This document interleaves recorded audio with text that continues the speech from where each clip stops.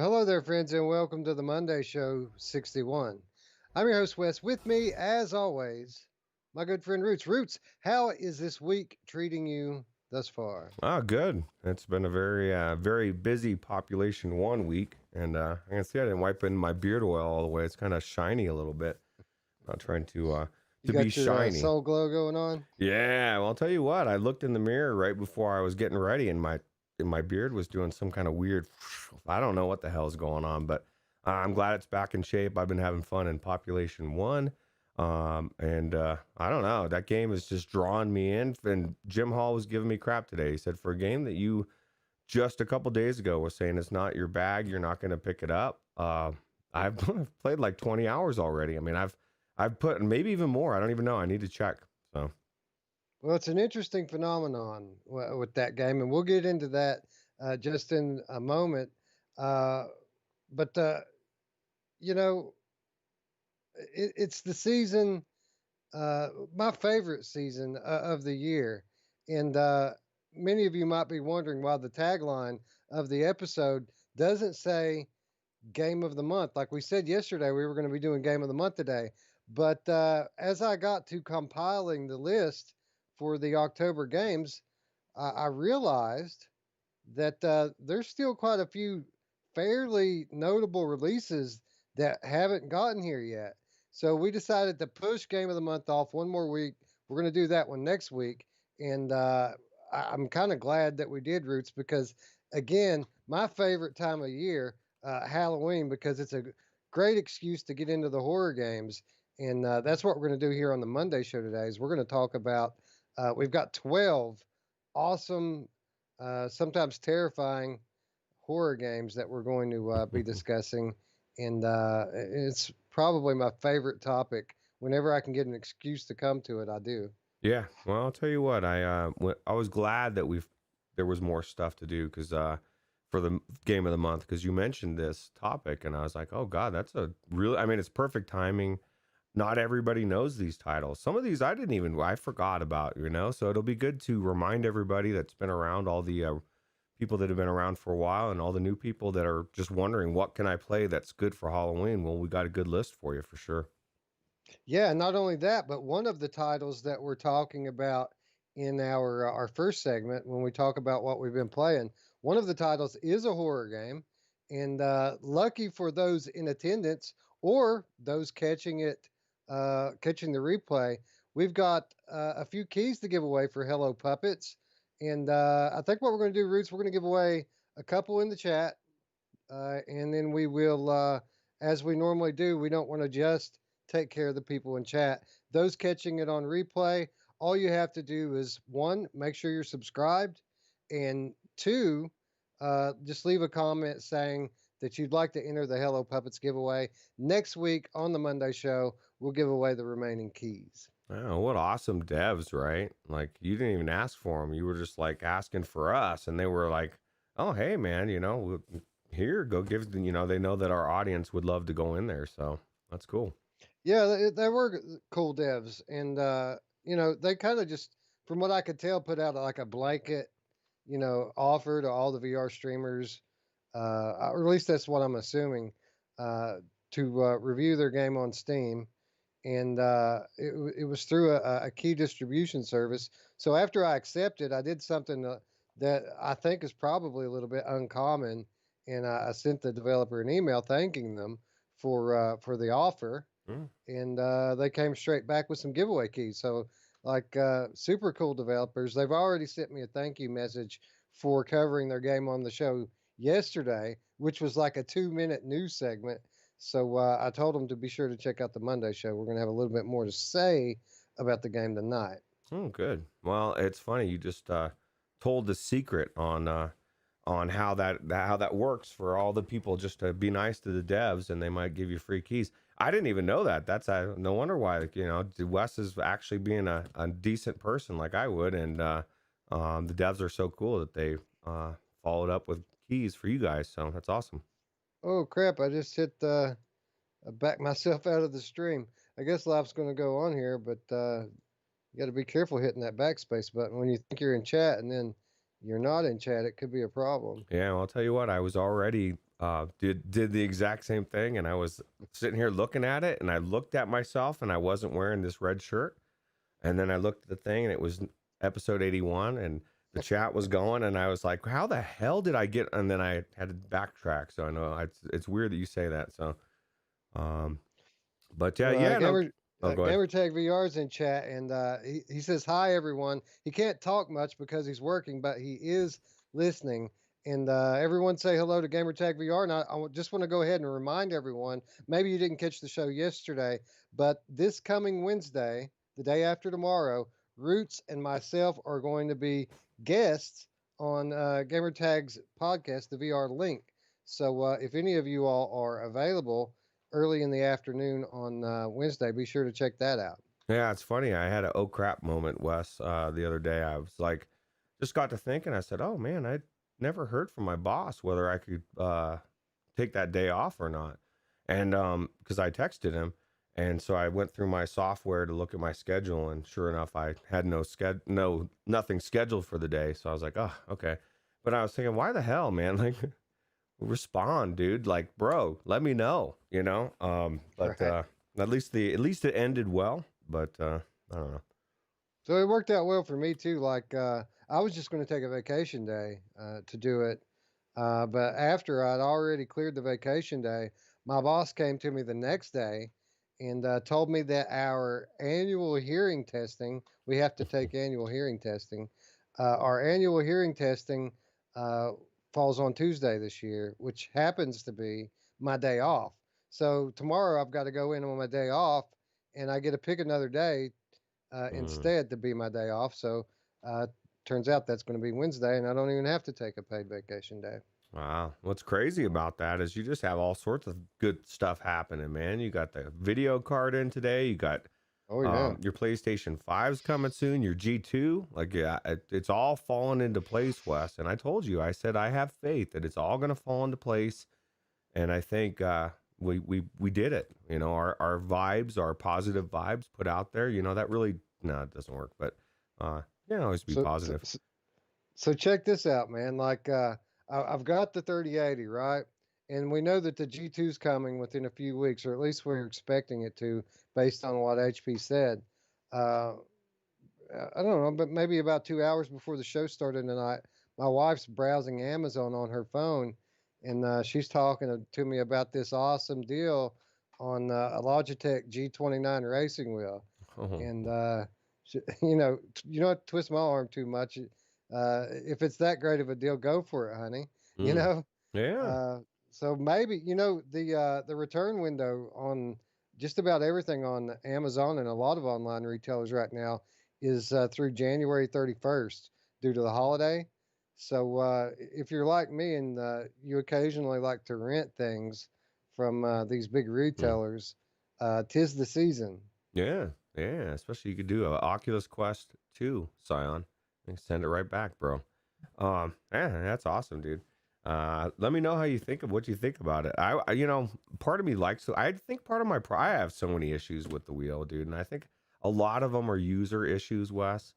Like, I think I said this to you privately, but I will confess to the stream and to the world, that it was user issue for me for the pressure on my forehead. I swiveled that thing and like the halo came out and it like there's no pressure. It's like I swear to God, it's like it's just sitting there. I don't have any pressure on it. It looks even better. I feel like my face is even closer. My sweet spot got better. I don't know how. My FOV got better. And I just kept thinking, wow, Wes, you just made I played 7 hours of Population One. I streamed it yesterday straight and I didn't have any issues, dude. Um, Well, let's get into that. Let's get into population one. But first, as always, let's say hello to the chat. Onakazi checking in. Thanks for coming. Derail just got his 3090 today, Roots. wow. And you know it's funny because Derail and we've been direct messaging a lot in Discord. Uh, because we're both up all night trying to catch one of these graphics cards, sharing methods, sharing links, and Derail one day says, "I can feel it. This is going to be the week that it happens." After what 3 or 4 weeks now of striking out and having the worst luck in the world, He says, I can feel it. This is going to be the week that it happens. The very next day, I get mine. And the day after that, he catches his.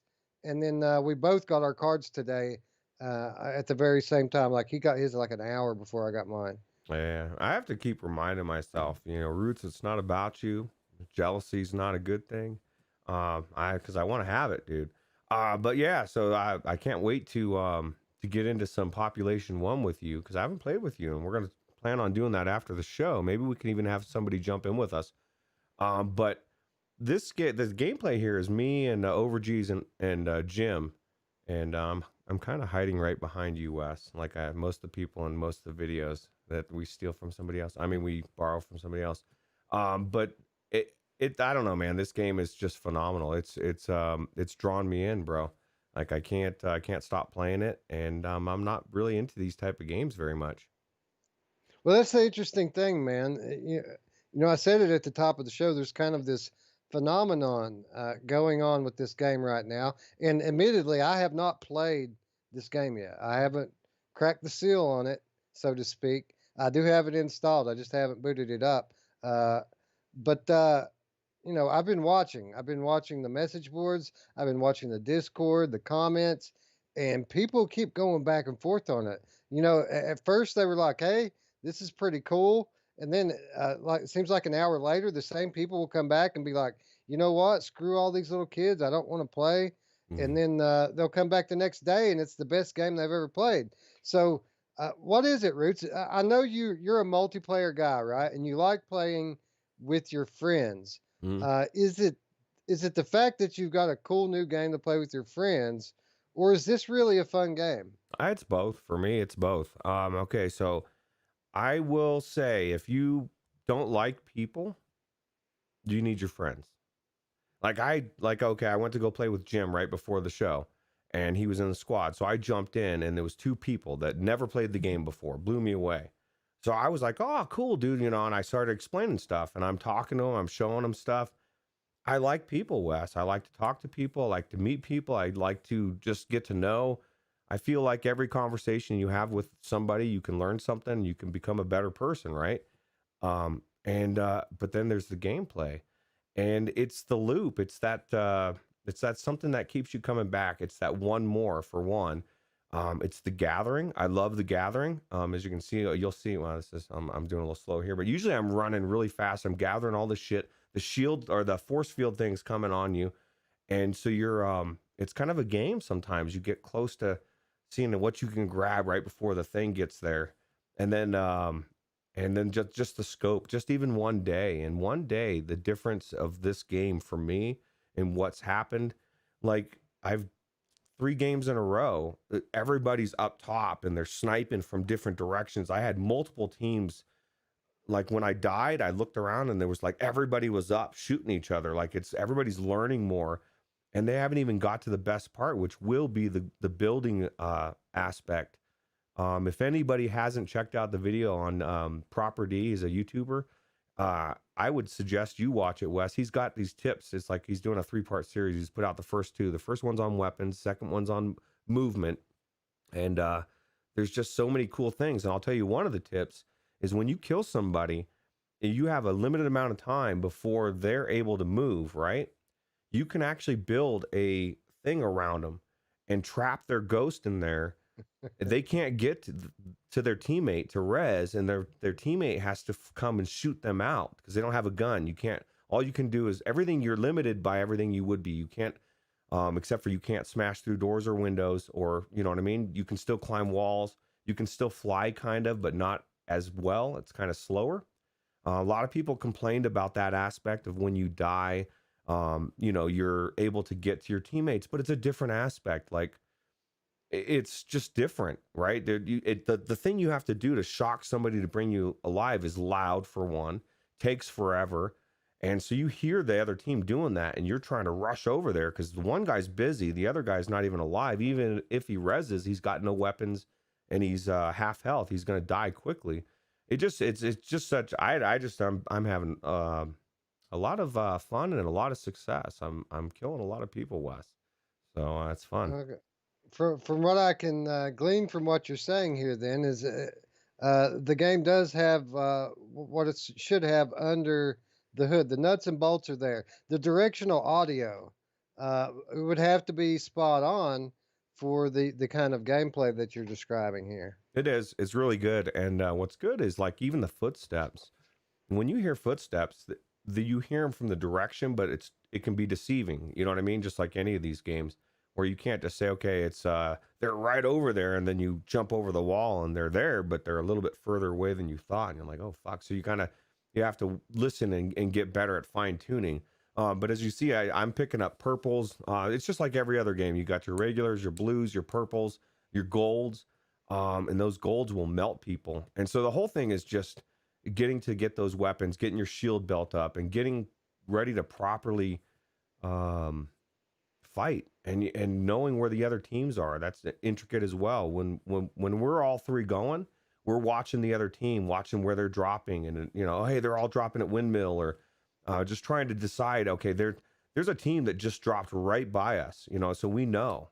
And Jim Hall will tell you, like when you don't expect that, because there's times when we didn't do that, all of a sudden you're taking your time and you're being picky about what gun you have, and next thing you know, somebody's firing on your ass and you don't have a good weapon. And so you kind of have to you really have to just watch, I guess. So, how's the weapon diversity? I like it. There's 5 different weapons. You got the snipers, pistols, you got the SMGs, the assault rifles, and shotguns. And then you got a bunch of different variants, and each one's a little bit different. And a lot of people complain because you got the crosshairs, but believe it or not, if you actually use the reticle and hold it properly, there is an actual reticle, and it's better than the crosshairs. So the crosshairs are for people that suck. Give them a chance. If you're going to use the reticles, you're going to have a much better chance of killing somebody. And then what's cool about this too is it's different than a lot of games.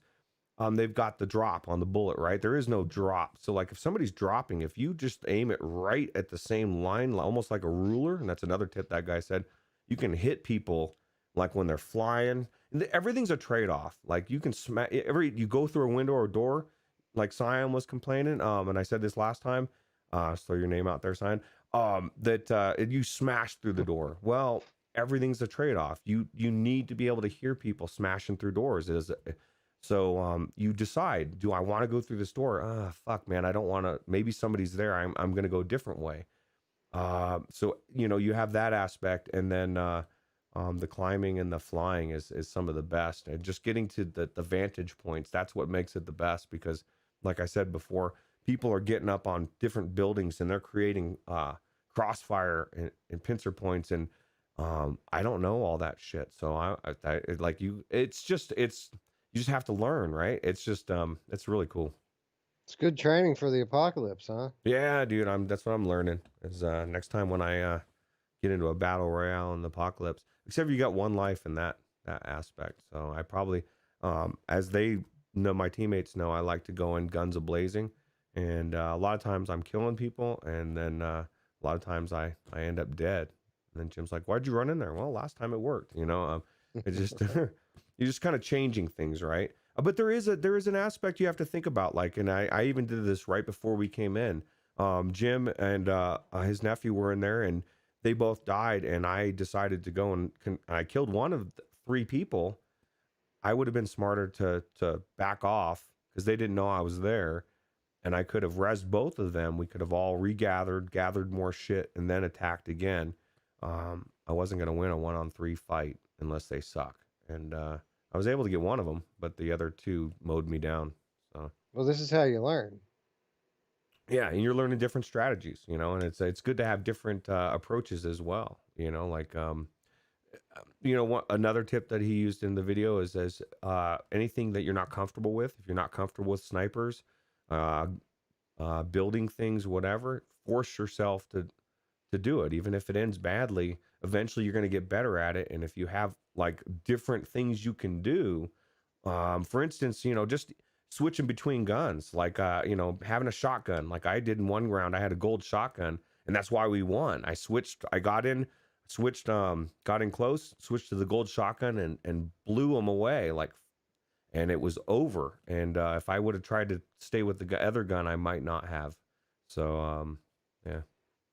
So looking at the gameplay here, when I start to try to envision myself in this game, I'm a torn Roots because to be quite honest, the thing that really attracts me to this game, multiplayer, competitive multiplayer games really aren't my thing. I mean, there are a few that I enjoy, but for the most part, I'm a single player, story driven type of guy.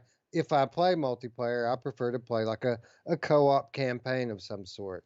But the one thing that really attracts me to this game in particular is the flying aspect of it. Hmm. The fact that you can climb anything and jump off and fly and attack from above.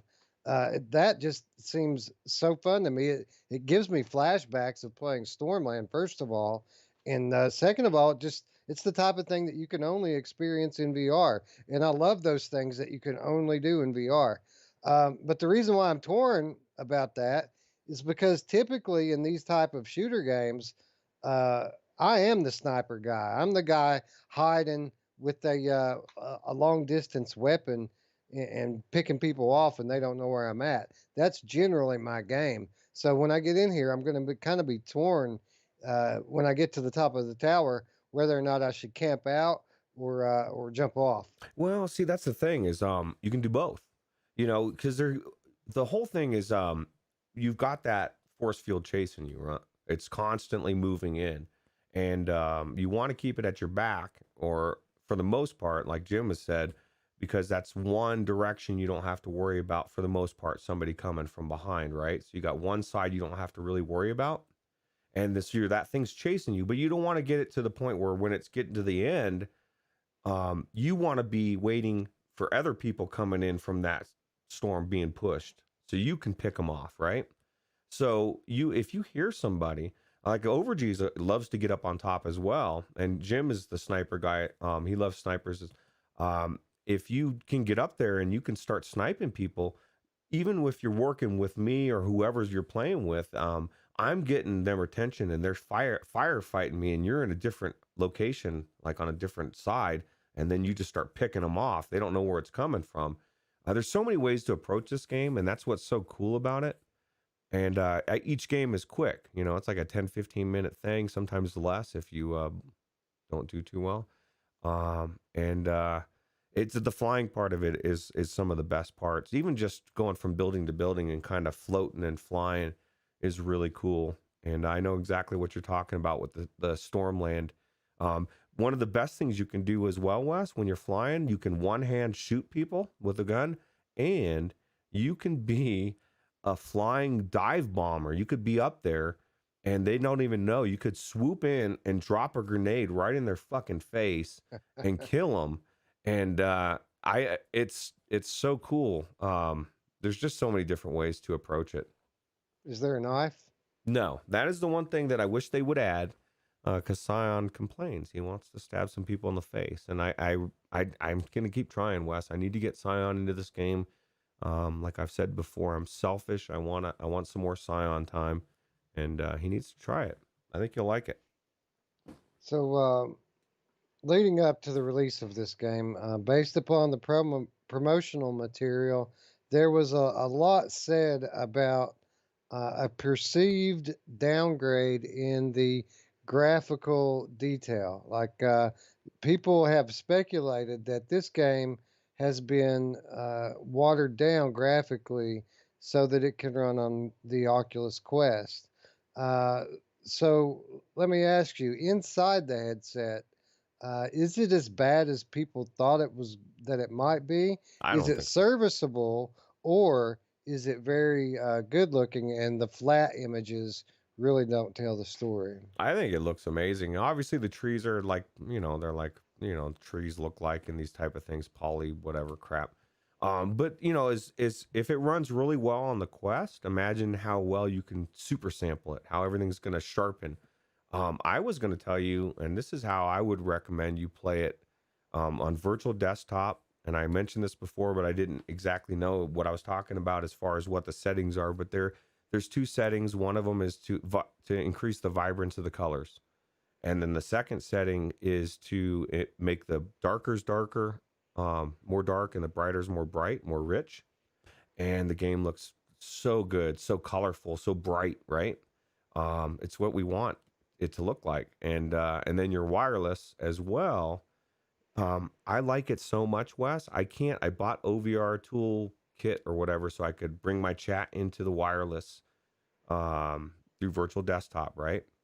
But I can't play it on my Oculus copy of this game because you can't run Steam VR, and this it makes it all flash. I was gonna have a seizure if I Yeah. tried. I don't want to have a seizure, and so guess what I'm gonna end up doing, Wes? Oculus Party Chat. Are you going to buy it again? I'm gonna buy it on Steam again. But that's good. Wow. You don't have to buy it, dude. Now, yeah, I mean, you'll have a third copy to play on Steam Share. Well, I mean, that's Maybe. true though. I mean, you really have to buy it? I mean, it is in our shared library, right?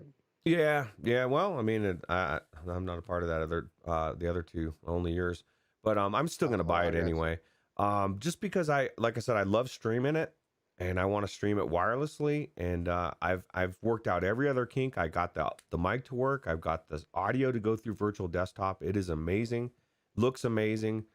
But the chat was the one thing. Like if I'm gonna stream, you kind of need to see the chat. And that toolkit is amazing. I've never used it before, but it's really cool. So that's what I'm going to do. I'm going to end up buying the game again on Steam, and that shows you how much I like this game, and I intend to play it a lot because it's just fun. I love hanging out with everybody and just swooping around, gathering, and getting to the end for the fight. So, did you try the standalone version at all? I did try the standalone version a couple days ago, and it was good. It was just, I mean, it looks really good, and it runs just as good. Um, so, but Was there any visual differences in the two? see, I didn't really look for it, and that's the thing. I should have, as you're asking this question, I should have looked for it, but I didn't notice any. If that tells you anything, I mean, it looked really good. I don't know that the Quest. I think they built it for maybe lowered it for the Quest 1 to run really well, but the Quest 2, it should have. I can't imagine they would have to change much, right? Between the Right. Well, the only reason I'm asking is I'm trying to discern what the advantages are of playing it on your PC. You got to think that there would be at least a touch of added latency, which is a disadvantage in a game like this. It may pay you if there's no discernible difference in the two to actually play it as a standalone, well, and that way, you have every possible advantage in your corner. here's my problem with that. Okay, so if I was streaming it, and there's other ways to do it, I guess, but the way that I am able to use the microphone in Discord, if I was using Discord, I Right. would have to the headset mic. It has to go through virtual desktop, and to be able to use that OVR toolkit, it has to go through virtual desktop. I don't know how to bring either of them in. To do it. Now to play, absolutely, because we've been streaming. We haven't been using Discord. We've just been using the in-game chat, which works really well as well. I mean, you know me. I'm the first one to get the hell out of game chat. I want to get into Discord because I can control it and it's not janky. But this works really well, and I like to. I've been doing that poll I was telling you about. I've been asking everybody what headset they're playing on and whether they like the game. And I've had a couple people tell me, the game's okay. Almost everybody said they love it, and 90% have said Quest 2, and then the others are mixed. Couple indexes, couple CV1. Surprisingly, Scion, there you go. You should come in it. Someone else did it, so you can do it too. But yeah, that's pretty much it.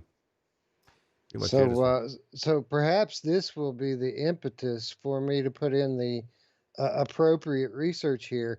Um, I'm not 100% sure it's the same case with the Quest 2, but I do know that with the Quest 1, uh, as long as you're sideloading on it, you can install any Android app onto the headset because it is an Android based uh, OS. Hmm. So I never really messed with it too much. I did install Kodi on the original one so that I could play around with watching movies and television shows in the headset. But as you're saying this to me here, it occurs to me that Discord, uh, there's an Android version of Discord. So if I can install any Android app onto the headset, there's no reason why I can't install Discord onto the headset, which would allow you to connect up with the party chat on our Discord server. Yeah, true. That's very true. And I guess that'd be a way to get into there. I mean, there's ways, and I got this ModMic, which I'm gonna return just because I didn't care for it. I mean, I just once I figured out how to use the mic that's already built into the Quest 2, which I believe is really good, even though people shit on it. It's actually a good mic. Um, I don't need it, but yeah, I mean, I see. I don't. The thing is Wes, I've been playing. I've just played 3 rounds before the show, and I've played before on wireless virtual desktop, and I would say that the advantage to using the PC wirelessly is the vibrant colors, the darker colors, or whatever. And then I haven't noticed any latency. Like the with this game the way it is, you're moving, you're doing all sorts of shit. You're constantly moving, aiming, and there's no way. Did you see how we just rocked that, man? Look at that. Look at that team, dude. That's the best team in the world over G's Iron Man, Jim and me. But I don't know. I really don't think that there's much difference as far as the latency that I've noticed anyway. So Yeah, well, awesome. Yeah, I've noticed it has been pretty much imperceivable to me as well. I've been playing um, every time I've played since the other day when I first got it really hooked up and running well. Every time I've played VR, I've played it wirelessly, not because I enjoy the freedom of moving around with no tether, but for I use it for the same reason I enjoy playing standalone games on the Quest. It's just the path of least resistance, right? mm, You don't have to plug it in. You don't have to. You don't even have to go and grab your mouse and open up any of the applications. You literally just put your headset on, and you can do everything from inside the headset. And it only takes a half a second. You're connected up and you're ready to go. And like you said, the quality is it's just as good as plugging into the computer itself. yeah, it's amazing, and it's the ease of use, like you said, is it's phenomenal. You just turn on that virtual desktop, immediately you're in there. There is no jank. You go to the games tab, you click it, and you're in. Um, and now that you mention it, that's another reason, man. It is an easy thing. I don't know what's the difference between using that program versus me clicking on the thing on the computer. Something's different, apparently. I think if the fact that this is something I don't have to deal with when I use VR anymore. When I use the Rift S, it was unplug, plug in USB over and over and over and over and over and over again. Like it just, you know what I mean? It just random. Oh, I guess I got to swap it. Oh, I got to swap it again. There's none of that anymore. So yeah, I feel like I'm playing much more VR because of a lot of things: the games, the clarity, the ease of use, the wireless. It's everything. Roots, what about that jank ass IPD slider, bro? It's janky, dude. I'll tell you what, like I said, once I adjusted it the way you suggested, I literally do feel like my FOV got a little bit bigger, which I didn't think was possible, because my eyes are that much closer to it, and there's no pressure on my head anymore. I've got the VR cover coming, and I don't even know if I'll need it, but I'm gonna keep it because it's not gonna be all sweaty thing. That the other one sucks in the sweat, right? Yeah, yeah, exactly. And if you're going to be sharing your headset with anybody, that's a big no-no. Yeah. And that's the So headset to share, right? So, yeah, so I'm digging my Quest 2 to the point that I've also considered buying these extra accessories. The VR cover. I've considered getting the battery strap because I did run the battery dead the other day, playing wirelessly on my PC. I've considered even getting the Vive wireless thing hmm, because according to Upload VR, it's the most comfortable option is to do Franken Quest 2. hmm. So I don't know. The whole thing with me is I'm still unsure whether or not this is going to be my daily driver, right? Because I've got another headset coming. So I imagine that that's really going to be the question. If if I keep the G2, then I'll probably keep my Quest as it is. If I send the G2 back, I'll probably invest another $100 into this thing just to trick it out. Yeah, well, it sounds good. I'm kind of torn. I don't know that I I've made fun of the Franken Quest too much to go down that road. The whole thing about it to me, and I'll tell you what, that Elite strap with the battery is really cool. The way it's all connected, and I like right now I've got it plugged into the back battery, and it'll charge both of them in one shot. And then if I plug in my headset directly in, it charges at the same time. So I don't know. I guess it'll charge them both, right? So but it's pretty cool. Now, what is it? Onaka, or no, I guess it was Hussein X says MOH PvP will give Pop One some competition, and I'm sure it will, but it's different type of PvP. Medal of Honor will be more like Call of Duty type, whereas this is a battle royale, and there's just a lot of people that love battle royale type of games, and I know when Wes actually gets into this game and starts trying it, he's gonna really like the gameplay, the way it feels, and that's the most important part. People can say that the graphics are basic. I've actually heard somebody say the graphics are basic, and then they said Standout was, and like it was a better graphics in the same sentence. Now I don't know what Standout looks like now, but that thing was so bare boned before, and when I played it, it was like fuck, man, it was 10 times worse than this, and it didn't have all the cool aspects of it. So Well, a lot of people, a lot of people like to talk out of their ass without trying things, and they just assume, Standout's a PC exclusive. Can be played on Quest, so obviously the PC game looks better, right? yeah, wow, this one looks just really good, and the gameplay loop is just really good, and But let me ask you this: we've got this. We've got Medal of Honor multiplayer coming, which really looking forward to that game. Who doesn't love AAA games in VR? We've also got the Frostpoint VR game, which looks really cool. We've got Alvo coming, and we've got an entire influx, a whole new crop of new VR players, which has come and will continue. I've got to imagine to keep coming in, especially through Christmas and probably even beyond. Has the moment arrived that VR multiplayer can be a sustainable thing?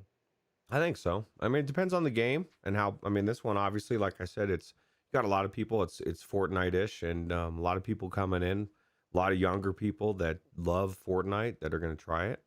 And it also depends on cost. I mean, this wasn't that expensive. $30 isn't too bad. But I feel like I said last week, or I guess yesterday. It seems like forever ago. The Quest 2, if our Facebook wouldn't have got all weird with their terms of service, they could have sold a shitload more headsets. I think they'd be sold out right now. To be honest, because Yeah. I've ran into a lot of people that have said they didn't get the Quest 2, that have said that's the reason. So Well, I'll tell you this, Roots, and this is just the honest truth. Most of the people that are saying these things are people on the VR message boards, people on the VR subreddits. Uh, to be quite honest, most of them are people like you and me and the people in our Discord. We're all a bunch of old sticks in the mud, Roots. And I don't think that Facebook has shown us any reason to believe that they really give too much of a shit what we think. mm, They're going for the youth, Roots. They're not making this $300 for the guys like us that can afford to pay more. They're making this so that kids will ask for it for Christmas, and those kids could give two shits. Their whole life has been digitally documented from the moment that they took their first breath. So it's nothing new for them to be tracked and have their data sold off. So I honestly don't think that this is. I mean, it may have have cost Facebook a little bit of business, but I really think that it's a drop in the bucket compared to what their goals and projections are. Yeah, well, you're probably right. I was thinking the same thing the other day. The youth don't care. They don't. Like even I'm to that point anymore, and that's part of my argument. It's like they're gathering so much shit everywhere anyway. I'm already invested. I had already linked my account, so like there was no reason to worry about it for me. But then at some point, like we're getting tracked on everything. So Yeah. I've got there's a cell phone sitting turned on in every room of my house right now. Alexa is in over half of the rooms in my house right now. My PlayStation camera constantly overlooks my bedroom 24/7, 365. Uh, mm, dude, there's just no escaping it. And there's no point in trying. The only point in trying to mitigate any of this is to give your own self some peace of mind. But anyone who thinks about it rationally knows that there is no escaping it, and you might as well just get used to it, right? yeah, and now that I've got my headset to where it's comfortable, um, it's probably the best headset I've tried so far. It is my daily driver. There's no reason for me to have a different headset at this time. Now, if something better comes out, obviously I'm going to get it, but I don't, I'm kind of torn. I'm Gerillo now with the wireless. Like, how do you go back from wireless VR to the tether? And granted, the tether's fine. You can deal with it. But in a game like this, it makes a difference. When you can spin around and you're not worried about which direction you're facing or anything, or the chord's not on your mind, you just get more immersed and you're going to be a better player because you're going to. Whenever I've got the tether, it's always on my mind that I'm not going to whip around, man. I'm facing one direction for the most part, and I'm going to use my locomotion a lot more. So Yeah, I actually stood up and moved around when I played the other game that we were uh, reviewing this week, and we might as well go ahead and start talking a little bit about Hello Puppets. Um, I did like I mentioned a moment ago. I played it with my Quest 2 through virtual desktop wirelessly for no other reason than than the pure convenience of it. Just being able to pick up the headset, put it on, click the Steam VR button, click the game, and you're in the game. Um, but I ended up actually taking advantage of the fact that I didn't have a wire on me, and that game is click turning only, unless I just missed a setting somewhere, which I don't think I did. mm-mm. The game is click turning only, so it was actually kind of handy to be able to physically turn and kind of hit those in between areas because not only is it force you to use quick turning, but it's also standing only. There is no seated mode in this, so you have to play it standing up. So I actually kind of enjoyed that aspect, which is normally something that I don't even really concern myself with. So, one more point for virtual desktop, huh? Yeah, absolutely. Drillo, just so we say his name and he's suddenly here. What's up, Drillo? I was just gonna say, hey, what's up? I don't even need to type it. But yeah, dude, I completely agree, and just utilizing that, and I haven't really even used that. Like, there's certain games that prevent you from going different areas and or certain ways, and now you can kind of get closer and walk around and do things you're not supposed to do.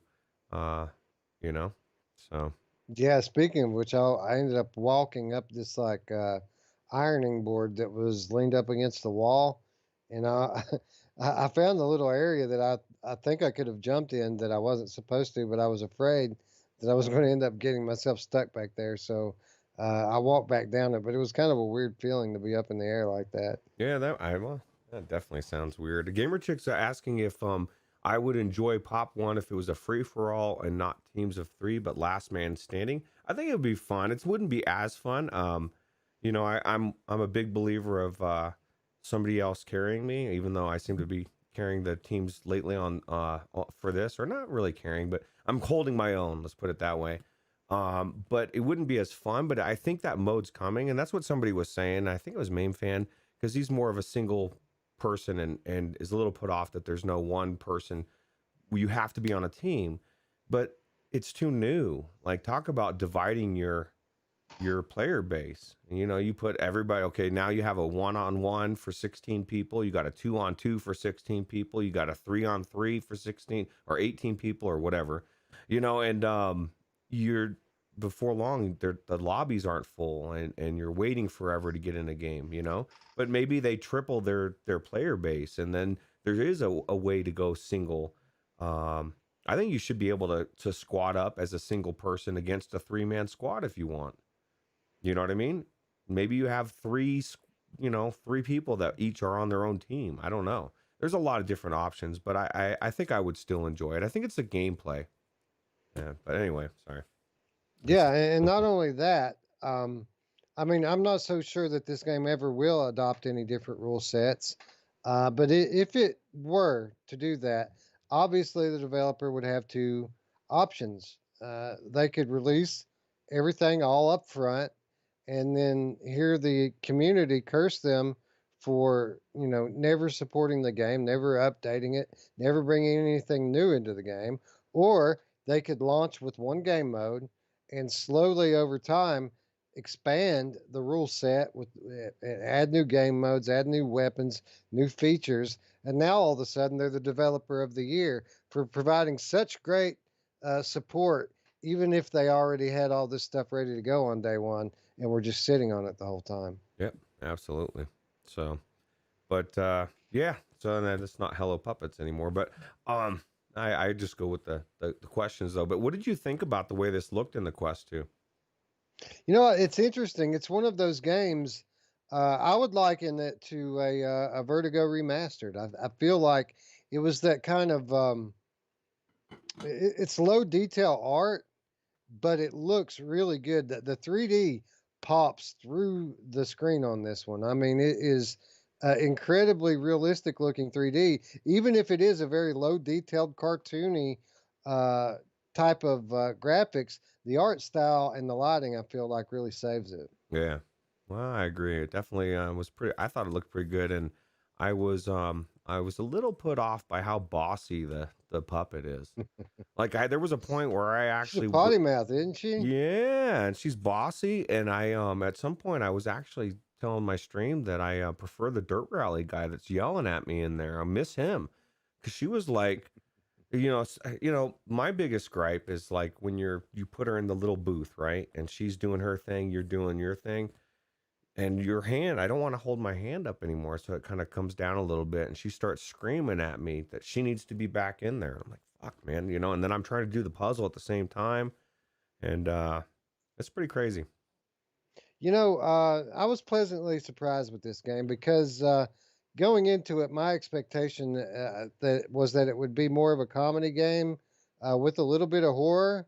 It's kind of the other way around here. This is legitimately a horror game. I mean, it's not the most terrifying evil thing in the world, but it is certainly meant to scare you. There are scares in here, and I mean, on top of that, I was surprised by just um, how realistic the personalities in the game were. You were talking about the little bossy puppet. It absolutely seemed like a real person, a real living, breathing thing in front of you. And I could say the same for for the other puppets who spoke in the game, and the guy on the tape recordings that you find as you progress through the game. The voice acting was very well done, and I like the backstory here. I kind of feel like it was well written, better than I expected, and a pleasant surprise. Yeah. Yeah. Well, I'll tell you what, what's frustrating for me was I got stuck on that one puzzle I was telling you that Jim told me how to do it after I ended my stream. Um, and I guess I had to go back through a little bit more, but some of the puzzles, man, at least for me on that one, because I wasn't looking in the right area, was frustrating. And to do it over and over and over again, it was good for my patience to work on. And it's just I need to pay attention. That's the thing is, Um, I wasn't. It was like right in my face. So Yeah, really the only complaint I had about the game, and again, I haven't played super deep into it yet. I did find it to be a little too dark. Now I understand that that horror games are dark, but I really at the beginning had a very difficult time seeing. Now I know a lot of this also has to do with the fact that I am gaming on an LCD screen, and I was actually missing my Quest One when I got into this thing because I played through a good chunk of the game, uh, barely being able to see, even with the flashlight. But after a while, it occurred to me that there's a gamma setting in the virtual desktop settings. So I went out back into the menu, set the gamma up to 1.25, and then I could really see well, despite the fact, that the LCD still had the gray blacks going on pretty much in full effect. I could see the play and was good to go afterwards. But man, did you have any trouble seeing, especially in the beginning of the game? it was pretty dark, but I just kind of figured it was, like remember that one Half-Life Alex mod that did a horror thing and everybody complained it was too dark and they literally said I'm not changing it because that's the atmosphere we're trying to create. So I kind of felt like they wanted you to not be able to see that well. That flashlight isn't the best flashlight in the world. You got to It's click more around the like a head. like a weak lantern. Yeah, it got better. But my thing is I don't know, did you check that one? I'm sure you did. The setting that says more darker darks, more brighter Yeah, brights yeah, or whatever. Okay, yeah, maybe that was the absolutely. problem. Maybe we made it too dark. I don't know. Um, I it was hard to see at first, but I didn't mess with the gamma. I just dealt with it, and I thought that some of these creatures, man, like that one flew over and killed me so many times, and I With wasn't even. that sock puppet, that Yeah, sock this. puppet thing. Yeah, dude, I didn't like that sock puppet. He was mean to me. Yeah, So, it took me a few tries before I figured out how to get around him. But yeah, he killed me. I don't know, probably 3 or 4 times in a row before I figured it out. well, and the problem is like when it started, and I'm like, I just moved a little bit, and then he all of a sudden he's right there, and he looks at me with his glowy eyes, and then he just beelines it over, and then I'm like, I'm dead. What Uh, about that giant dog thing, man? I don't know if I got to the giant dog thing yet. I just spoiler alert. No, I'm just kidding. I need to get back in there because I got to a point where I'd been streaming. I don't know. I think Pop One for like 4 hours, and then I streamed this for an hour and a half or an hour. I think it was an hour and a half, and then I was like, I need to get off.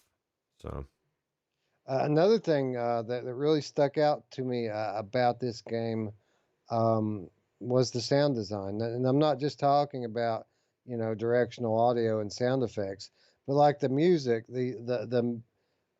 one of the keys to a good horror game in VR is being able to set the mood and create tension through uh, ambient music. And I feel like these developers did a very good job of that from the very start of the game. It was literally the first thing that I noticed about the game when I actually got started down the hallway was that they were right at it with the music, just as it should be. And kudos to these developers. And by the way, a big thank you to the Otherworld Interactive, the developer behind Hello Puppets. This game, as we mentioned yesterday, it's been out for a year on the Oculus Store, but it just came to Steam. There's a launch discount, 10% off right now. You can own this game for $18, but if you don't want to pay the $18, there's another way you can get this game, Roots. oh wow, well, is it, you get it for free?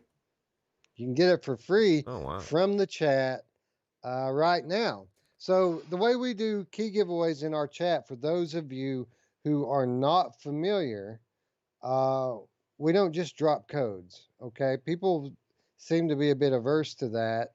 So, we are of the people. So, the way we do it is we ask trivia questions, and they generally tend to be fairly simple trivia questions. It's just a way for us to make it fair for everyone and to make sure that there are no quote unquote bots or unnaturally gifted typists uh, ready to pop on these codes. So these are Steam codes. We are going to give away 2 in the chat today, and we're going to give away 1 right now. We got to come up with a trivia question. It's a simple trivia question. Usually, you're really good at right on the fly. You'll say, "Oh, I got one." But I'll tell. Well, it's definitely worth playing for sure. And I am one of those people that love for people to drop the codes in the chat because Me I too. I have an ability to copy and paste very fast, and then there's one stream I was with Anthony was giving away a bunch of keys, and people were like, "What the fuck, man? Who's like keeps taking these keys?" I ended up stopping because I got like 2 or 3 Oh, games in a row. oh, Yeah. oh, Techno Glitch, you're tearing my heart out, buddy.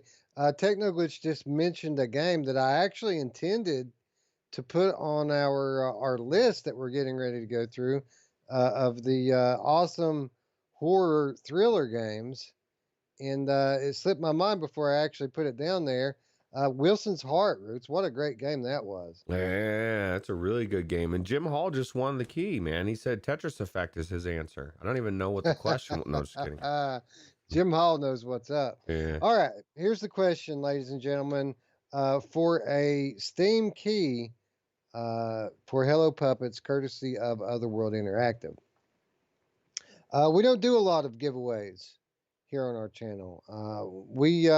We tend to save the key giveaways for special occasions, unless there's a situation like this where a developer just happens to be overly generous, Mm-hmm. and in which case we'll pass it on to our viewers. But we have given away keys a few times in the past. There was one show in particular, a special episode that we did, where we gave away more keys than we've ever given away on any other episode by far. So, for a copy of Hello Puppets on Steam, name this episode, name that show. Wow. So you better have been around for a while. A little while. A little while. Less yeah. than a year. Yeah, true. Scion says the question was, what is Root's favorite game? And I said, that flat game. I said, oh, that is an easy question. So let's see who's going to get it, Roots. Who knows the name of that special episode, that special show where we actually gave away way more keys than any other episode we've ever done. Almost nearly 50 keys we gave away on that episode, Roots. That's crazy, dude. And that was a super long episode. That's another hint right there, man. It's probably one of our longest one. Yeah, the longest one. It was like 4-hour show. Yeah, I had to split it into 2 episodes. Yeah, that's absolutely. Crazy. Yep. My wife's in the chat saying she knows. I'm surprised nobody said it. So Science says he knows it. He must not want the game. He must not. Oh, that's right. Maybe he'll have. It's a horror game. He's too afraid to answer the question. Spry Guy says it's the season-ending show. Yeah, that's absolutely true, and we're about to do a sequel to it. Yeah. I don't know that we're going to be able to garner the amount of keys that we had last year from our developer friends, but we have more developer friends this year, so it stands to reason that we're possibly going to be able to top the show from last year. I think we will. A show, in fact, that was named for a specific year. Which year was that, Roots? Do you remember? Well, I don't think it was 2020. I think it's 2019, right? I would think so. Yeah, something like that. Yeah, well, yeah. I think it'll be more keys than last time, and let me explain why. Because Wes takes the time to get to know these developers on a personal level, and that's what it's all about, is actual personal relationships, and I think it's cool. I think we're going to have to move on. I'm going to go ahead and I'm going to call a 1 minute limit here. If nobody can name, I can't believe nobody knows the name of the show. But if nobody can name the name of this show, there There we go. ET2K9 now coming through, saving me from having to come up with a second question. It was the 2019 show. We have the Monday show every Monday, but at the end of the year, we had the 2019 show. And Mm. Roots, I am super excited because, as we just mentioned, we are about 2 months away now from the 2020 show. And man, how are we going to top that 4 hour extravaganza we had last year? And if I had to bet, I'd say we'll probably even do it live this year. Yeah, yeah. And what's crazy is Oculus is going to give us a Quest 2 to give away. No, just kidding. I doubt that's going to happen. But No, uh, that'll be on the 2023 show, maybe. yeah, dude, the Quest Poo 4. I don't know. All right, so ET2K9 now. Congratulations, buddy. Be sure that let's see here. You can either contact me via email. The best way to claim your key is to contact us on Discord. The invitation to which is in the description below. So yeah, congratulations once again, and I hope you like jump scares because there's a Yeah. few in here. Yeah, you were so close, Spry Guy. You pretty much, we pointed you in the right direction, or you pointed us, and then we pointed you, and then. Yeah, we like spelled it out for them. I mean, I was surprised. It makes me wonder if 2K9 now had the good sense to go look it up, or if he just put our words together, 2019 show, and just typed it in and won that way. Yeah, absolutely. All right. Anyway, let's move on to our list. We will give away another key before the end of the show, so stay tuned. All is not lost. We'll try to come up with an even easier question before the end of the show. We'll give one more key away at the end of the show. But for those of you who are watching the Monday show on Tuesday or Wednesday or someday after Monday, you too can own a copy of this game. Once again, all you have to do is one, make sure that you're subscribed, and you should be subscribed anyway. I mean, if you're not subscribed, I mean, what the hell are you doing? Yeah. But be sure that you're subscribed, and then scroll down to the comments down below and just say, I would like to enter the giveaway. And that's all you'll have to do, and you will be entered next week when we randomly draw some winners. Yeah. Cool. I was just noticing that Any- on this scene that my YouTube thing is down here. Look at that. Let's fix that in real time. All right. Anyway, final words on this game, Roots. $18, $20 regular price. I enjoyed it. I rather enjoyed it. I'm going to go back into it and play further. This was kind of right down my alley. I mean, this really speaks to my personal taste. Not only as it being a horror game, but the characters were colorful. Bunch of potty mouths in there, Mm. and I really enjoyed all of that. And it's definitely a recommend for me. Now that's me. This really isn't your type of game. What do you think about the game overall, and what do you think about the pricing on it? I think the story was cool. I mean, it's less than $20. It's $20. That's definitely worth it. $20 if you like a puzzle game, a story game. I didn't find it scary. Well, I guess in some respect. I mean, there's things that are running around trying to kill you. That's kind of scary. I thought the story was really cool, and I was going to ask you. I'm glad you brought this up as far as what you were just saying in the end there. I forgot to ask you, what did you think about all the posters everywhere? Because like I thought, when I see stuff like that, I'm like, oh, Wes has got to love this because there's all these little posters here telling you little bits and pieces of the story, and I thought it was pretty cool as I was looking around and reading all of them.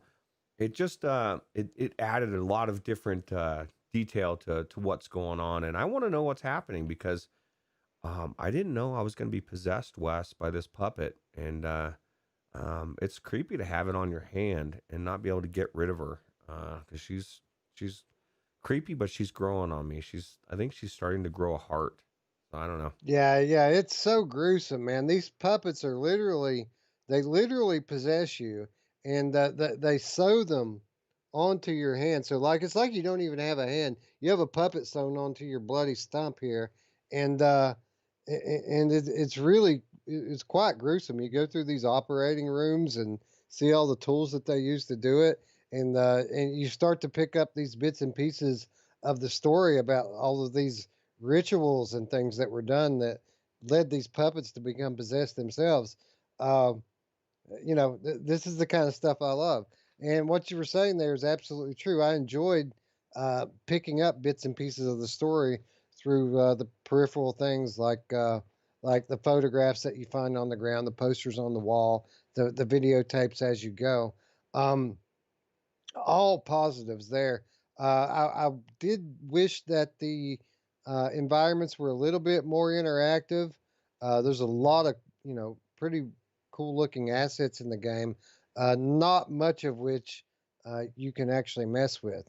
You can open the file cabinets. I have yet to find anything in any of them, Hmm. so I would have enjoyed a little bit more of that type of exploration, but that's more of a nitpick than anything. Doesn't that make you wonder though? Like, it's like, what's the point of making the cabinets? Like, I would just rather not have them be able to be opened, or make something cool in there. One or the other. There's like, if you, as a developer, we just saw this with Saints and Sinners. Clearly, there it takes up resources to put drawers and open them up and stuff. So why not get rid of the drawers? And then, like you said, I picked up the one picture and I wanted to grab the other ones, and just whatever it was. We're in a day and an age where we want to interact with everything. I mean, even kids games and flat games, like Club Penguin, you click on everything and it's doing different stuff. So I felt the same way. I wanted to grab stuff, but like you said, that's more of a nitpicky thing than anything else. So Yeah, it was just it's kind of something that doesn't really affect the gameplay loop at all or the story. It's more of a an immersion builder that we kind of like to see in all VR games, right? yeah. Which puppet did you pick? That middle one? I picked the redhead one with pigtails. Oh, did you really? Most people pick that one in the middle, or the one that's always in the trailer and stuff. And That one, well, never mind. I said that one, but again, I'm watching the the the stream that's got the delay on it, the 10-second delay. So not okay, that one. I gotcha. Yeah. Well, it's cool. I wonder if the voices changed or not. That's kind of interesting to think about. Probably not, but I guess if it was a boy one, it would have had to, right? Yeah, well, I guess it probably would have. You're correct there. Yeah. So. Anyway, I recommend for me, especially for those of you like me who like these creepy type games. It's a bit funny. It's not completely terrifying, but it's dark. It's dark humor, and it's the kind of thing I like. So, kudos, developers, and once again, thank you for allowing us to play it. Roots here has been talking about the thing for a year, and Yeah. it was nice to finally get to try it out. I wanted to play it and stream it a long time ago, and then I just never ended up doing it. And so it was like when you said, "Hey, do you want to get a key?" I was like, "Hell yeah, dude! I've wanted to play this game for a year." So it's So cool. Gamerchick 13 says this looks like this game could use a flashlight. Yeah, that's exactly what we were talking about. There is a flashlight. It just sucks. It's not a very good one. Yeah, it's definitely very dark in there, so be careful. You might get hurt. There's like So crazy sock this puppets. this this Mortimer, that first part when you go into the thing and the giant Mortimer puppet pops out of the thing and starts talking to you, the 3D of that scene and the realism with the lighting and everything was absolutely breathtaking. The lack of detail in the textures and the graphical art style really didn't retract from it at all. It still looked realistic, like the thing was right in front of me. Yeah, well, how about when you felt betrayed? Or maybe you didn't feel betrayed. I felt like he changed. Once he did his mojo, he was like all of a sudden laughing in your face and being like, Yeah. you're a dumbass," pretty much. I was like, "Oh man, I didn't know." Like so Oh, anyway, let's move on, Roots. Let's move on to our list here of horror games. I don't get the chance very often to talk about my favorite genre of gaming. I try to work it in when I can, but this one's already made for me, right? I mean, they just kind of set this one in my lap. yeah, it's ready made for everybody because this is one of the things I've been seeing on Reddit. This is one of the things that I've heard people mention, especially streamers. Like, what do I play? What do I stream for Halloween? Well, this is a really good list, and we've actually got four from each category, right? 4 from Yeah, PlayStation, four from PC, with 4 from Quest. right. I wanted to make sure I included games from every platform in VR.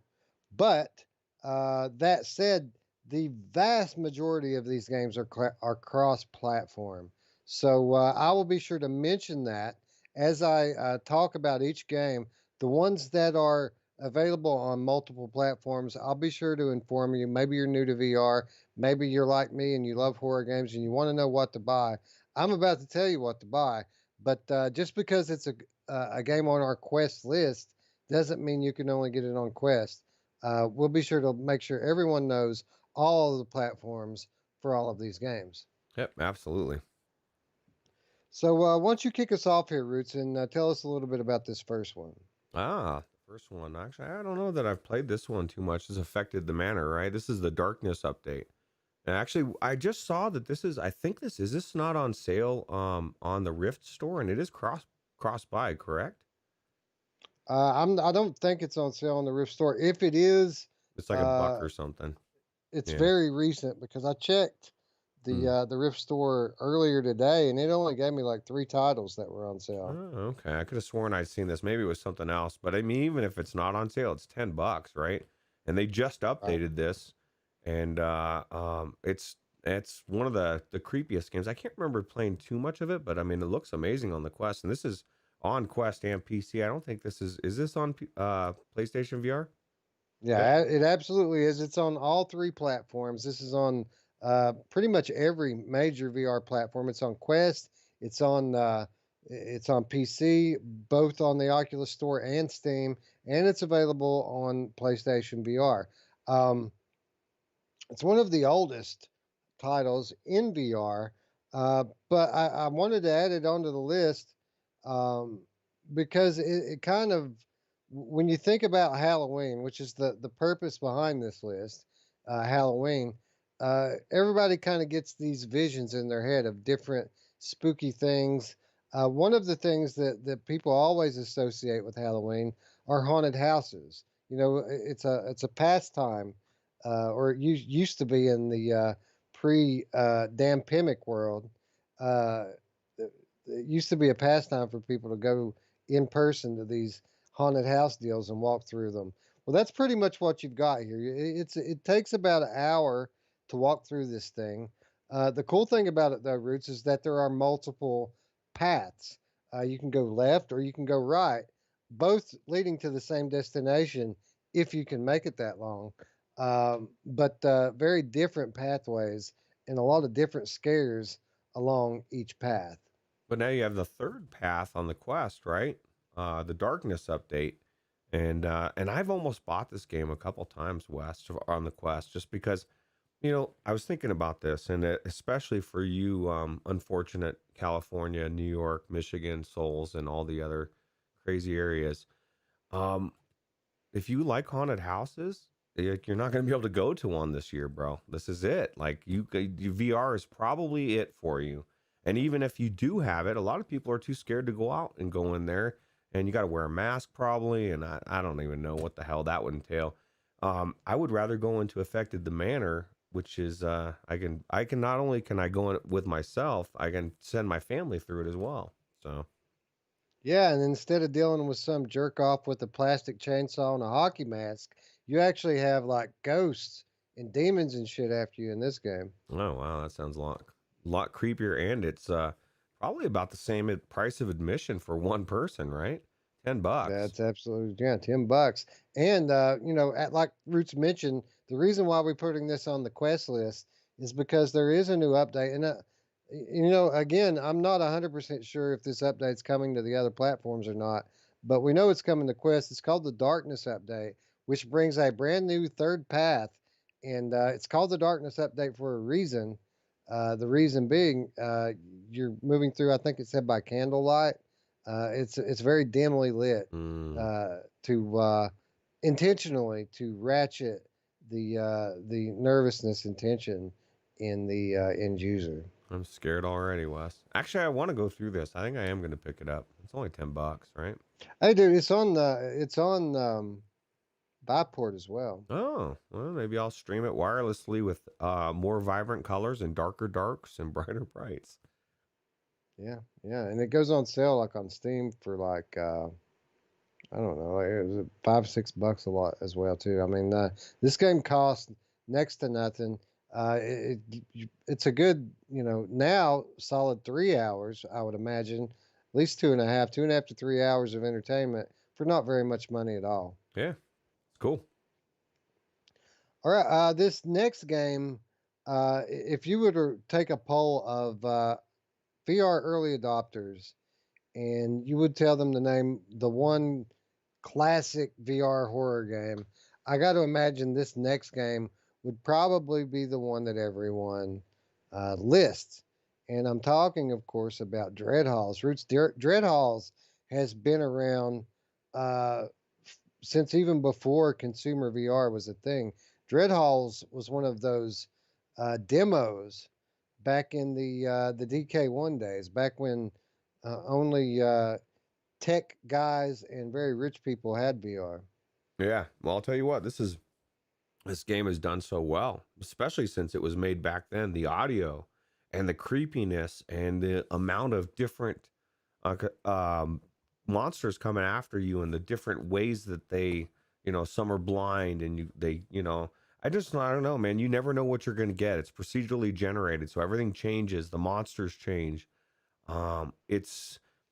It has what Affected the Manor doesn't have, which is a tremendous replayability, right? Like you could go into it today and be just as immersed and freaked out as you would have been a year ago because everything's changed and you don't know what you're going to run into, and it's just crazy, man.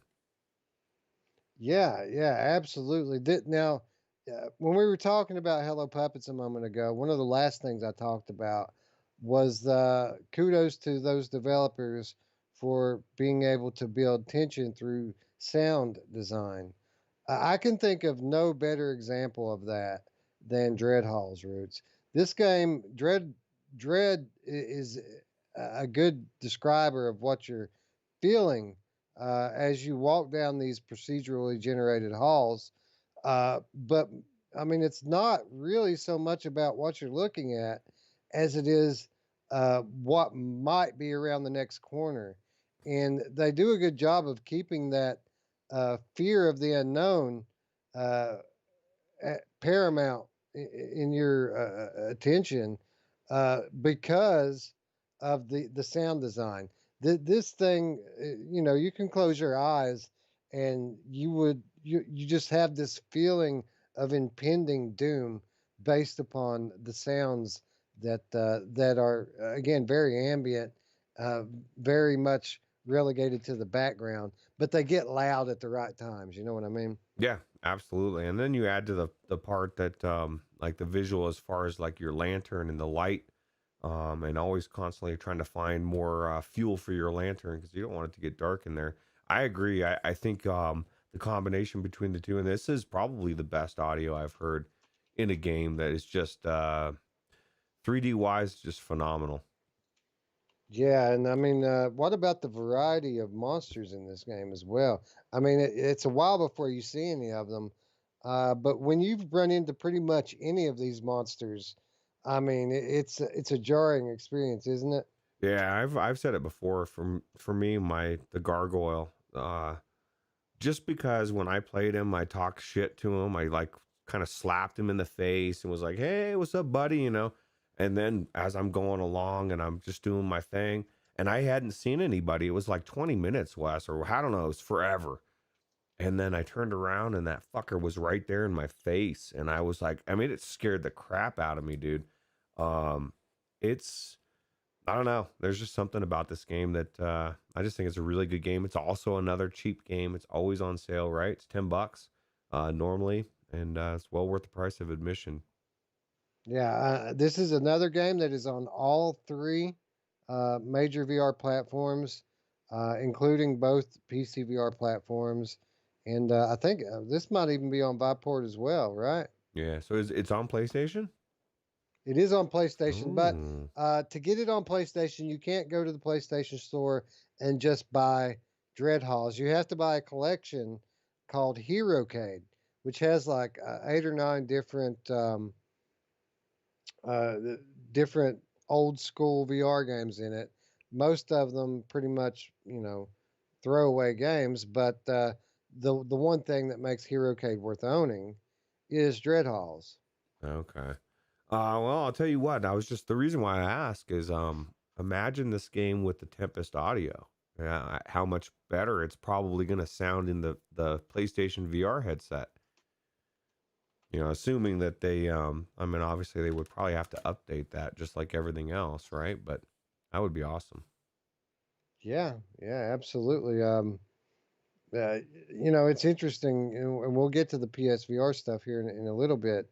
But generally, my favorite horror games are PSVR games, and this is the time every year that I play them. I play them in October, and I haven't played them this year, Roots. Mm. And the reason why is I want to save that freshness for the PS5, which is going to be here hopefully within 2 to 3 weeks.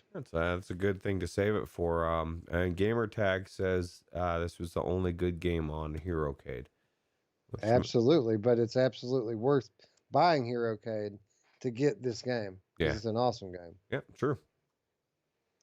Anyway, let's get the old list up here, Roots, and see what's next on the list. Why don't you introduce us to the next game? All right, this next one, Layers of Fear VR, is actually just had a sequel come out, so this is a good one to play in VR first, and then play the other one Vorpex. But I need to go back into this. I think I remember going into this a little bit, and we talked about it.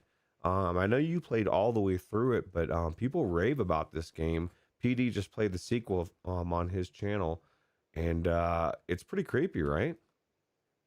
Yeah, it's very creepy. Now, I did not finish the game. I played very deep into it and lost my progress. But no, I didn't finish it. That said, this is another title that is on multiple platforms. This is not, however, available on PlayStation VR. mm. This is available on Steam. It's available on the Oculus Rift store, or as I like to refer to it, the Oculus Link store. And it's available on Oculus Quest and cross-buy enabled. So if you own Ooh. it on one, you get it on both. Yes, I might have to look at that, because cross-buy, I mean, when I look at cross-buy, I'm never thinking, I mean, usually it's like, well, if I take this over to somebody's house, would I want to show them this game? That's my cross-buy thought. Because if I'm at home or I'm going to play it on my PC wireless, if I can, I mean, Stormland, obviously I can't. So, but it definitely looks cool. Yes. So Gamertag VR says Phasmophobia is the ultimate VR scare game. So those are strong words. Roots, maybe. I mean, I know you're digging the Pop One, but maybe Phasmophobia should be the first thing I put through the paces on this 3080 over here. I don't. I would see. I wouldn't. There's a lot of learning that goes on to it. As far as that goes, but we didn't get that far into it. But it definitely is. See, I haven't gotten that far into it, Gamertag. So it's that good, huh? I mean, everybody's streaming it. It must be good, right? Yeah, and I haven't played it yet. I've been kind of saving myself for marriage here and waiting on my friends to experience my first time with me. Yeah. Well, there's four. It's a 4-man squad. So and Tiffany's Well, already. Gamer Chick's already called one of these spots. She's been primed for I guess about 10 days now, right? Yeah, I think she's waiting on the Quest 2 to come in, and I'll tell you what, she's also claimed the van spot. She doesn't want to be. She knows I'm gonna trip her up inside the house. Oh, so somebody can sit outside? That's not fair. Well, one person has to monitor all the stuff. Like like Oh, there's a guy that's out a in the. cheap way out. Yeah, they get to watch all the shit that's happening to everybody else. That's probably the best spot in the house, right? We'll call that the scion position. Yeah, well, and Gamertag says it's pretty deep, and that's the thing that I saw. Gamertag, it's kind of intimidated me because, like, you actually have to buy your supplies at the beginning, Wes. Like, okay, I want to take this many flashlights. I need to have this kind of camera, and like, so you're literally getting your stuff all geared up. And I was like looking at this big long list of things there, and I was like, I don't know what all those things are, and I don't know what I need. And I got confused and scared, and then I opted out. So, Gamertag, you say the game is pretty deep, and that maybe uh, someone should watch tutorials, or maybe I should ask for some tips. Is it rewarding at all to learn these things in the game on your own? Because I'm not the type of person who who enjoy spoilers. I guess that, for lack of a better term, obviously I know that wouldn't be it. But did you enjoy acquiring your knowledge of phasmophobia, or would you have preferred to know all that stuff as you walked into the game? Yeah, you get to talk to the ghosts. Gamertag says, and you can say some messed up stuff to them, and then they throw back demonic stuff at you on your book, and then you run away the other way. So it's creepy. Um, Wife in the chat says that once we get to G2, she'll play as well. Yeah, that's the thing, man. As soon as you get 2 headsets, we can get her back in, and we can actually play some games. We could do a population one. Well, maybe not. I don't know. You got extra copies. I don't know if she's a battle royale person, but Yeah, well, she's down for pretty much anything, man. She likes playing shooters. That's really kind of her jam. So she didn't really do the competitive thing as much, but she did get in for some firewall with me in the early days. do you know who else is down for anything, Wes? My mom! That is true. She's always down for Anything. for anything. Absolutely. Anyway, Layers of Fear VR. Layers of Fear is it's a port of a flat game on PC, brought to VR by Polish developer Bloober Team, and I got to say that they did quite a good job on it. They're also about to bring another title into VR, Blair Witch, which I'm also looking forward to checking out. I always like creepy settings in the woods. The woods are always a good setting for some gruesome horror games. But Layers of Fear is it's been described as a psychedelic horror game, and I definitely can see why. There's some really tripped out weird stuff that goes on in it. It does have some affected the manner old school Resident Evil type of you know house exploration, for lack of a better term. But as you progress through the house, you have these sequences of basic, basically just tripped out wildness. I mean, it gets pretty crazy for a few, minutes, and then you come back to normal, and then back to exploration, back to trying to piece together your broken memory. Okay. So you say you lost your game save. How did that happen? That's got to suck. I mean, how far were you in there? You said you were pretty deep, right? Yeah, I feel like I was, man. I was a few hours into it, so I feel like I was pretty far in there. Yeah, I don't know. It just at that time I was playing in a few different accounts. I had different logins on different Windows users, and uh, for some reason I had started my game on one of the Windows users that I didn't use so much. Mm. Oh, I remember what it was. It was a Windows update. Well, a Windows update reset a lot of my crap and made me lose some stuff that Oh, it wow. shouldn't have. That And sucks. it reset some of my other Windows users, and that's kind of what I believe happened there. It's been a while since it happened. So has it been long enough to where you feel like you want to go back in? Because I'm just watching this trailer and I'm like, man, this looks actually pretty good. And I've heard, I don't know what's wrong with me, Wes. I've been hearing people rave about this game, Alex and other people, for a while, and I just never went into it. It's kind of like that other. I guess it's escape the room type of games, and then this is, looks like there's some puzzles into it. Maybe I'm afraid and I don't want to put myself at risk of. I don't think there. I don't recall any puzzle. I think this is pure exploration, Oh, just cool. basically finding items. Kind of a little bit of a fetch quest. It's really all about the story and the few the I don't know how to describe them. The tripped out sequences are really what the game's all about. And yeah, absolutely. It's been long enough now that I kind of wouldn't mind replaying through what I already played. Yeah, yeah, I don't blame you. Especially it's been long enough to where you could probably you almost be like you're playing it again. So like for the first time. Yeah. So yeah, again, a cross-buy title. You can also pick it up on Steam. Definite recommend here, along with all of these other excellent titles on the list. Yeah, yeah. I'll tell you what. The next one that is on the list is 100% a recommend from not only me but Jarillo. It's one of his favorite games, and it's a questicle game, which is what's crazy about it, right? Yeah. So the next title and our final Oculus Quest title is an Oculus exclusive, and it's a game. Uh, that I don't know. It didn't come out that long ago. It was I don't know, maybe 6 months ago or something like that. I'm talking about Lies Beneath, and there's so many different cool things about Lies Beneath. One of them being the comic book inspired art style. I mean, they do a lot of cool things.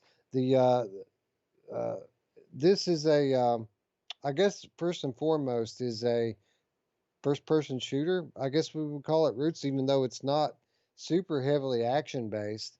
There's some bits of survival horror here, but again, like most of the best horror games, it's really all about the storytelling, right? Yeah, and it's like this has so much going on. It's not only shooter. I mean, you got melee weapons as well, and what's really cool about this game is the way it goes back and forth between story and action, and it's like in a split second, and the gameplay is so good.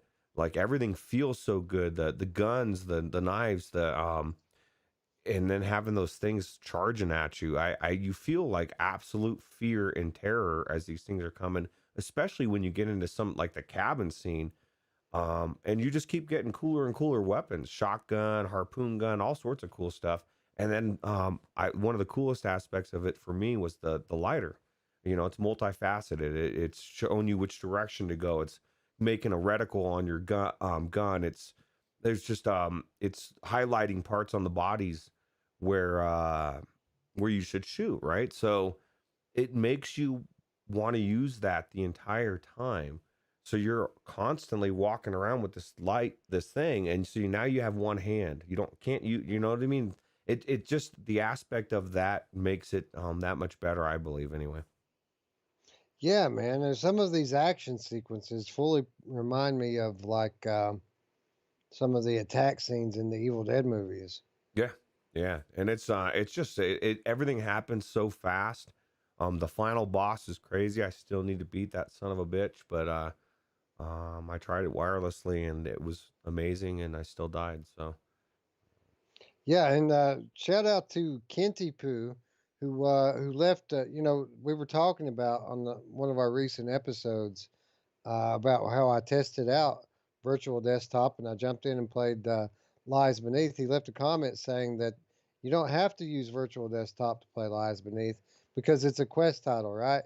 And my response to that is, I wanted to test out virtual desktop, and I wanted to play Lies Beneath. hmm. So I killed two birds with one stone, right? Yeah, that's true, and it plays flawless. I mean, it's um, you know, I this my thought is as long as it plays flawless, I'm always unless I mean, I guess I'm always going to play it on the PC if I'm home, and then when I go to someone else's house or if I'm away, maybe I'm at a hotel, that's where the Lies Beneath standalone comes in, right? Yeah, absolutely. And you know what I like about the you mentioned that there are melee weapons in this game. Uh, what I really like about the melee weapons in this game is how you can throw them. Like there's an abundance of melee weapons in a lot of these fight scenes. Some of them will even be floating in midair or mid water. I mean, who knows, right?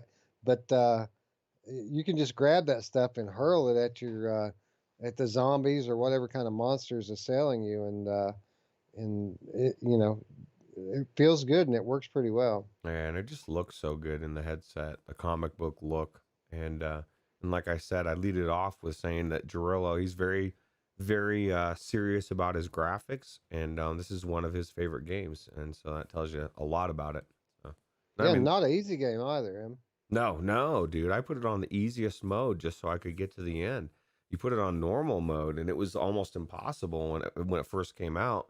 And I would imagine that the hardest mode would be ridiculous, but it's definitely worth playing through and worth the price of admission. I think it's what, $30, or is it? I think it's $30, I believe. But Yeah, the original retail price is $30, but it does go on sale from time to time. Not often, mind you. So, if this is something you're burning up to play, by all means, pay the $30 for it. It's absolutely worth it. It's a cross-buy title, so you'll get it both on Oculus Quest as well as Oculus Link, and and yeah, there's a reason why it's the last one on our Quest list. If I had to recommend a pure horror game on Oculus Quest, and I guess some people would argue this isn't a pure horror, but I would argue with those people. Uh, this is the one I would recommend. this has got everything. It's got the gameplay, it's got the story, it's got the creep value. Sounds good, looks good. It's comic book. Uh, so it's cool. Absolutely. So let's move on to everybody's favorite child, or at least within our community, the PCVR. Interesting, Roots, and you know, it's interesting. I talk to people probably more about horror games on Reddit than any other topic, and people uh, they kind of look at me sideways. These PC guys when I mention the fact that there's probably the most extensive, by far the most extensive collection of good horror games on PC, but the best horror games are not on PC. Like there are no great PC VR horror games, in my opinion. There's a lot of very good ones, a lot of very good ones, but the great ones are all on PlayStation VR, in my opinion. But with that said, if you compare library to library, good horror titles, one versus the other, I'd say that PCVR probably outnumbers PlayStation something like 6 or 7 to 1. There's a way more good horror games on PCVR. Yeah, and it's funny that you say that because it's exactly. I realized the same thing when somebody asked. I think it was in one of the episodes, or maybe it was in the comments or something. They were asking what the best PC VR. Maybe it was the Discord. I think it was a Discord PC VR game, horror game, and I started thinking, and I was like, "Are they? Oh, that's what it was. Discord." And they said like one of those scary as fuck ones or whatever. And I just started thinking there is not one that I feel like um I would say, "Oh, this is it." You know what I mean? And I started going through them in my head, and I came to that same conclusion that there's so many, but none of them are like really, really gonna freak you out. Now, if you're like Alex, and any jump scare and any horror type of thing is gonna freak you out, then yeah, a lot of these games would be horrifying for you. But if you're like Wes, who's a seasoned horror person, ain't shit to him. You know what I mean? Most of these games are nothing. And then you have the added realization, like you said, I'm in the headset. Like it's got to really immerse you and do something special to make you feel that fear. And I know one of the games that we'll be talking about on the PlayStation VR that's I've never felt that way. And I'm looking for that PC VR game to exist, but so far I haven't seen it. Yeah. And Onakazi in the chat says, more than one or just RE7? Now, there absolutely is more than one, and we're going to get to that. There's a reason why I say PSVR to last. Scion VR says Alien Isolation VR mod, and that's a very good one. I didn't even think about that one. That is a very good one. Yeah, it's pretty creepy for sure. Anyway, again, now I want to clarify something before we go on any further. These aren't all classical horror games. There's a reason why I worded the title the way I did. Some of these are kind of like psychological thrillers. They're all, though, very dark, very unnerving experiences. So they're all perfect for the season. Yep. Yeah, and which hopefully you'll try them. So Anyway, this first one, in my opinion, is one of the better pure horror games on PC. This is a game that scares you, especially if you're like me and you kind of are scared of the demonic supernatural stuff is really what gets to me. And the good thing about this Roots is this is a multi-platform game. It's available on PC. It's available on PlayStation. It's available on Quest. I'm talking about the Exorcist Legion VR, and not the longest game in the world. A bit story heavy here, but when you get to the scary sequences in this game, they are absolutely terrifying, Roots. yeah, well, and especially for like you and me, there's nothing scarier than something that's real. And I believe that demonic stuff is real. And so when I get confronted with that, either in a horror movie or a game, I don't like it. It's creepy. You know what I mean? Like then there's some creepy stuff in this game.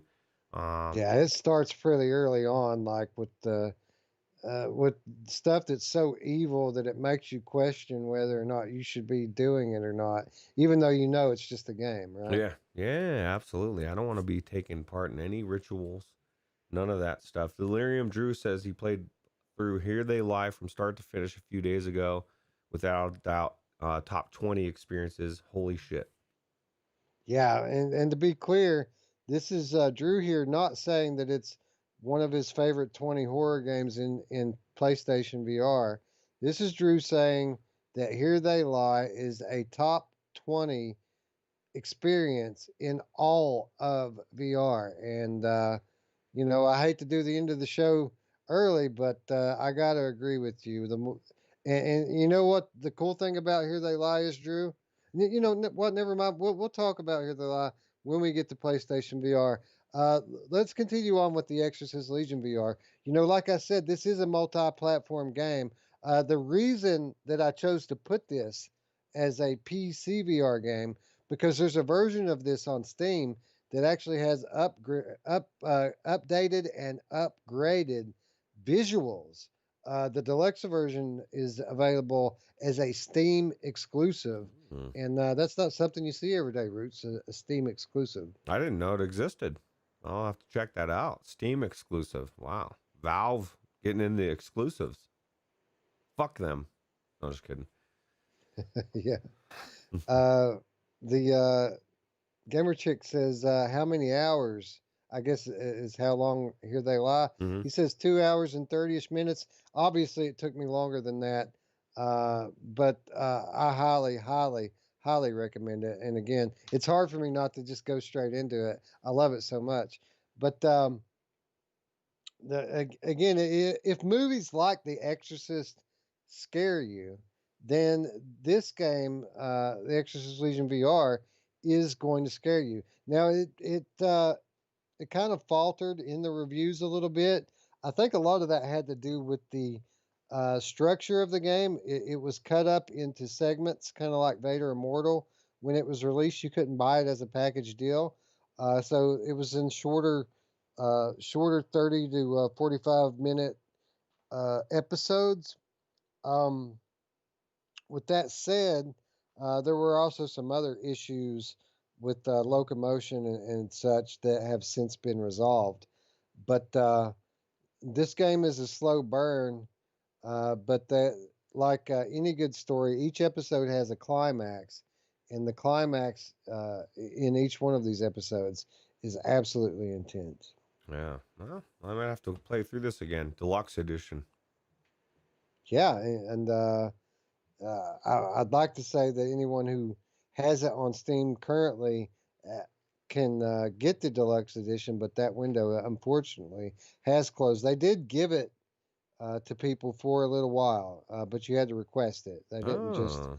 upgrade everybody. Like you had to request, send in a copy of your receipt, and they would upgrade your game for you. So So you if you miss the bus, it's too late, but you you can can't get still it pick it up. or you can't pay for it. You have to pay for it. You have to pay for it now. Okay. I was gonna say, why would they? Sorry, you missed it. You can't try it now. Well, that's cool. Definitely have to check it out. Yeah, a lot of people put this game on the same level with the Paranormal Activity, the Lost Souls game, which I also enjoyed. It did not make our list here today. Most people give Paranormal Activity the nod over the Exorcist, but I disagree with that. I like the Exorcist more. I felt it was a scarier experience than the Paranormal Activity one. Cool. Anyway, tell us a little bit about the next game. Rich. This next one, I haven't even played this next one. Yeah, next one is actually it's again like Dread Halls and other games, been around forever. But I played this quite a while ago. I need to get back into it because it was very bizarre and actually very kind of creepy. But Organ Quarter, and I can't even remember what the premise. There's actually a story behind this. This game I think you would really like, Wes. Probably more than a lot of the others because there's this underlying story that's being told that as you go along, you're finding different stuff out, and I just think it's creepy, dude. Like that it's definitely some of these things in your face are creepy as hell. Yeah, man. This game looks it. You know, the only thing I question about this game is that the graphics on the flat screen look a little bit dated. But with that said, the environments themselves look terrifying. Yeah, yeah, it's an older game, but definitely when you get in there, it looks good and it's got some weird aspects. That TV thing was very bizarre. I can't even remember what the hell that was, but I need to go back into it, Wes, because I enjoyed the time I had and it was creepy. So. Yeah, it's one on my list. There's a couple of very notable horror experiences in VR that I still have yet to try. Organ Quarter being one of them. Don't Knock Twice being another one.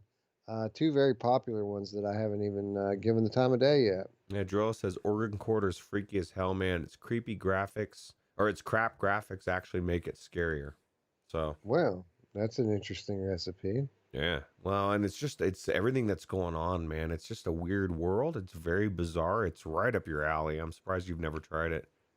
Yeah, I'm all about the weird, especially in horror games. Yeah, exactly. Just another for those of you who were fans of Organ Quarter, just another obscure recommendation for you here. Maybe check out a game called Dement Mm. on Steam. This game actually gets a lot of comparisons to Organ Quarter, and it's a newer game. It's an indie game, but it uses the old style of graphics.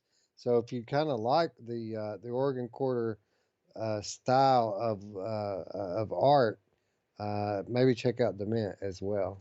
Yeah. Hussein X says, West, you need to check out Propagation VR if you haven't. And Spry Guy says he highly recommends it. It's free. I have no idea what it is. Yeah, we covered that. We Did we? covered that during the free stuff and killer deals like a month ago or something Oh, like yeah. that. Okay. But yeah, it looks tremendous. It looks like a very highly polished shooter game, if I'm Hmm. not mistaken, if my memory serves me correct, and it's absolutely free. Cool. Yeah. So next on our list, this game, uh, most people wouldn't consider this next one to be a horror game. But with that said, it is a very, very dark, story-driven puzzle game, triple A quality experience. Probably some of the best, if not the best, production value I've ever seen in a VR game. And I'm talking about Transference. This game comes to us from Ubisoft in collaboration with Elijah Wood's Spectre Vision, which normally makes movies. They made, for example, the horror movie Mandy, which I highly recommend to those of you who out there who like weird horror movies. Mandy was awesome. Um, but so was Transference. And if I had to describe it, I mean, it's almost kind of like being inside a horror movie, isn't it? Yeah. Yeah, and it's like being exactly like a very well made horror movie. It's telling the story. The story is top notch. That's part of the best part of it, right? Is trying to figure out what's going on. So Yeah, it's yeah, absolutely. And uh, it's again, it's not. I mean, there are some scary parts in it, but this isn't a proper horror game. It's more of a psychological thriller, more of a you're trying to piece together what happened. There's some science fiction elements in it as well. It plays with time a lot, and it's really one of the coolest experiences I've had in VR. This is another one that is multi-platform. You cannot get this on Quest. This would even catch even the Quest 2 on fire. The production values are so high, but you can play this on PlayStation VR and you can play it on PC. And it goes on sale for like $10 a lot of the time, and it's absolutely worth it. yeah, it's definitely a good story. Definitely really cool, and it's a puzzler, like you said. It's if you like puzzle games, there's a lot of different types of puzzles, especially with time, and it's pretty cool. Yeah, it's not a classic puzzler, but you got to think. You got to think on your feet to progress through this thing. Scion says that it's not scary. So, I mean, if Scion's saying that, that should tell you something about transference. It's more dark than scary. I Well, would my agree with question that. is, did Radio Runt play it? Because he doesn't do horror games, so that'll tell you. But He yeah, should if he has it. I mean, it's not a horror game. yeah, yeah, I agree. It's definitely really cool. Definitely worth playing through. Yeah, and for those of you who are on the fence about it, don't know if maybe it's a little bit too much, too intense for you. There's actually a demo, a free demo for this game called the Walter Test Case, which is it's cool, Roots, because not only is it a free demo from Transference, most free demos are just a clip of the game, like a piece of the game. The Walter Test Case is a standalone experience that takes place in this world, but it isn't part of the Transference game. It doesn't give away any of that. Cool. Well, that's actually sounds pretty good. Drillo has a good thing, interesting to think. He said the graphics have aged well, but the locomotion is not. That if you're playing it wireless, when you try to get close to stuff, it'll push you back. You know, kind of that old thing that Uh, a lot of these things do. So try not to the play it invisible wirelessly. wall. I friggin' hate the invisible wall, man. Yeah, it's a pain in the butt. Yeah, I hate that. I don't remember that specifically about this game, but yeah, I do not care for that at all. Yeah, All right, so yeah, a total recommend here, a must own in my opinion. Definitely pick it up next time you see it on sale. yeah, for sure. Another must own game, Roots, as for the final game on our PCVR list, and this is an interesting one because this one actually used to be a PlayStation VR exclusive, but I put it on the PCVR list because visually speaking, it is so much better an experience on the PC because there's a lot more clarity, not only from the newer headsets, but from the extra graphical horsepower. Why don't you tell us a little bit about the final PC VR game? Yeah, this game blew me away when I played it on PlayStation VR, and I was so excited to play it on PC VR. And I believe it has one of the best game loops in VR. Like just as far as to keep you going and want make you want to go back in. So good that it got ported to every platform flat. Which how many games in VR have you known that went from VR to flat and went to the Nintendo Switch? Which most games don't. Like, I mean, everything goes to the Switch if it's good, and if it's not, it's All so. right, all right, all right. Stop, Bruce. Have you said anything yet No, about? Have you changed the scene? I have not. All right. So we've said quite a few things about this game uh, right now, but we have not yet revealed what it is. Quickly, for a Steam copy of Hello Puppets, what game are we talking about? That's perfect, dude. It's a PlayStation VR exclusive, is how it started, but now it's on PC VR. Yeah. It not only that, but it was ported to many, or actually every flat medium as well. You can pretty much play this game on anything now. Hussein X coming through with the win. That was The quick. persistence Roots. Hussein X, congratulations. Hit us up on the Discord and we will hook you up with your key. For those of you who didn't win, don't never fear. Just make sure that you're subscribed and leave a comment down below stating that you'd like to enter the drawing. And next week we're going to draw out a couple more winners as well. All right, Roots, tell us a little bit about the persistence. It's procedurally generated, which is one of the coolest Jim things. Hall says Tetris effect. Yeah. Hey, he's gonna get it one of these times, right? Yeah. Well, I mean, pretty much everything we said about the persistence is true That's of true. Tetris effect as well. That's true. That's true. Although I don't think it's gone to flat. I don't know if you can you play. Yeah, I guess you can Yeah, play it flat, right? yeah. It's coming. It's coming to flat. It's coming. It's going to be an Xbox exclusive with new features for a long time. And then next summer we're going to get the features that the Xbox players are getting Well, that's weird. at launch. That's bizarre. Well, this game is procedurally generated, and it's got the what's cool about it is the way they explain it. You know, like when you die in a game and you just respawn. Most games don't even take into consideration to explain why you're coming back and how. This game does. It's very story oriented, and I haven't even gotten that far into it. It's actually really hard, and it's a classic. I guess it's a shooter, but it's also one of those ones where you're constantly having to hide, right? Yeah, yeah. It isn't really advertised as a stealth game, but it makes you it makes you want to hide, so you kind of play it like a stealth game, right? Yeah, yeah. And then one of the coolest things too is you're constantly gathering your I guess it's stem cells, right, from these guys. You can suck it out of the back of their brain, and the more stem cells you get when you die, you actually get to build up your character. And so the whole thing is you're going to die a lot in this game, and it actually benefits you to die at some point. You're going to want to die. And it's got that one more factor that we always talk about where the worst part is like you die, you get your stem cells, you're there, and you're like, well, I might as well upgrade. And then you get your new shit, and then you're like, well, fuck, I want to run one more, and then it's been several hours, and you're like, what the hell's going on?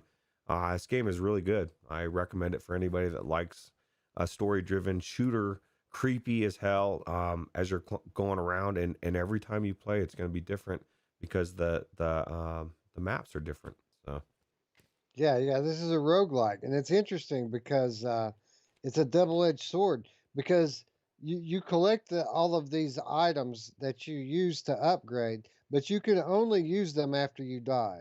So uh, the only way to progress through the game is by dying. But with that said, when you die, you start all over. And not only do you start all over, but again, this is a roguelike, the whole map changes. So everything that you need to get to is now in a different place. And you have to fight through a whole new set of obstacles to get to the points where you're going to progress the story.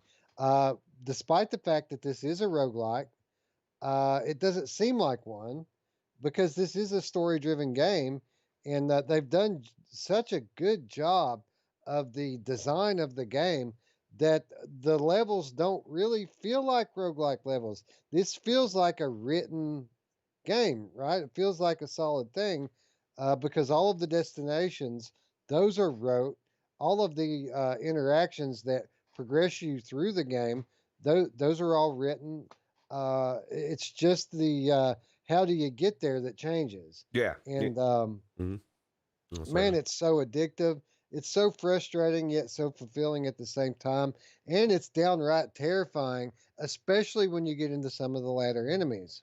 Yeah, those enemies, and they do just different. They do different things. Again, kind of like Dreadhall. Some, they hear better. Some are blind. So you kind of once you learn which ones they are, you're like, okay, that guy can hear really well. I need to stay still, or whatever. There's just so many aspects to it, and you could go through and you could blast everybody every time, but it gives you incentive to sneak up behind them and suck their stem cells out of their brain. You're gonna progress quicker, but you're also putting yourself at risk by doing that. And then, like you said, there's crafting points everywhere, so you're getting all these things to craft stuff, and you can craft a really cool gun. You can have your favorite gun, and you can craft it every single time. But when you die, it's gone. So you keep that in mind as well. You don't want to blow it. And then there's also things you can upgrade at the beginning start that upgrade your characters permanently, to give you that extra edge. And one of the coolest things I've thought about it, not only is there maps everywhere, like when you're looking to see where you're at and try to figure out, but you can also pull up this really cool virtual map. Even though everything's different, they've made it very easy to move around and look around to see where you're going, right? Yeah, and another thing about the persistence, a lot of people haven't tried it because they just kind of noped out the moment they heard that it was a gamepad game. But there are very few, if any, gamepad VR games that implement it as well as the persistence. It's interesting, Roots, because despite this being a classic gamepad control scheme, you have in-game hands and arms that are very well defined, and after you play it for, I don't know, like 30 minutes, you don't even think about it anymore, and it's kind of like having hand presence in the game, right? Yeah, yeah. I think people get wrapped up in actually having to do this. I mean, I'm lazy. I like to virtually move my hands around. I don't have to do anything. You get so immersed in the game, you're not thinking about it. Anybody that's not playing through it because of that, you're missing out on one of the best games of this type, which I don't even think there is any other games that are like this. It's completely Nope. unique and cool. The only thing that would make it cooler, Wes, and we say it every time, like if I could go into this game with Wes and we were working our way through, that would be so much cooler as multiplayer. But I don't think that's ever happening. No, no, it definitely isn't happening. I feel like the support loop has finally closed on this game. They've done a hell of a job too, by the way, Fire Sprite Games, and Excitement Roots, because they've been working on something else in pretty much secret. I mean, they've thrown a couple of hints out that they're doing something, but we don't know what they're doing yet. But I guarantee you, whatever it is, it's going to be amazing. They said that it is a globally recognized franchise that they're working on a VR version of. So that's really all we know. Cool. Well, I can't wait, dude. I just first time hearing about it, but I'm sure we'll hear more soon. Yeah, yeah. They haven't said anything else about it. They said that like a year, 18 months ago, something like that. So Mm. they've been working on it for a while. Hopefully, it'll take a similar path that Persistence took, and maybe it'll be a PS5 VR exclusive sometime next year. Wow, cool. That'd be cool. Except for I'd rather it be on PC so I can play it. But I don't know how long it's going to take me to get a PS5, Wes. I'm sure it'll happen eventually, but it's going to be a while. Drillo says, I'm guessing I can opt in for a keyboard and mouse. I don't know, Drillo. I would actually doubt it. They don't even support like motion controllers as a gamepad in this game. You have to have an actual gamepad to play it. Hmm. They might though. I mean, who knows? I don't know. Yeah, it's possible. I don't think so, but yeah, I guess it is possible. Yeah.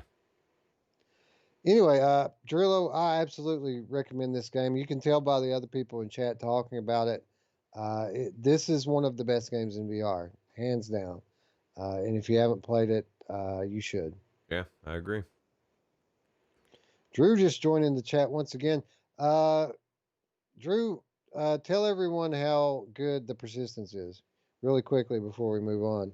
And with that, I am going to go ahead and move on to our last category, PlayStation VR Roots. And we did it. We did it. We do it every week. We find a way to work it into our show week after week after week. And I promise we don't try to do it, but it just fits the bill so well. all the time.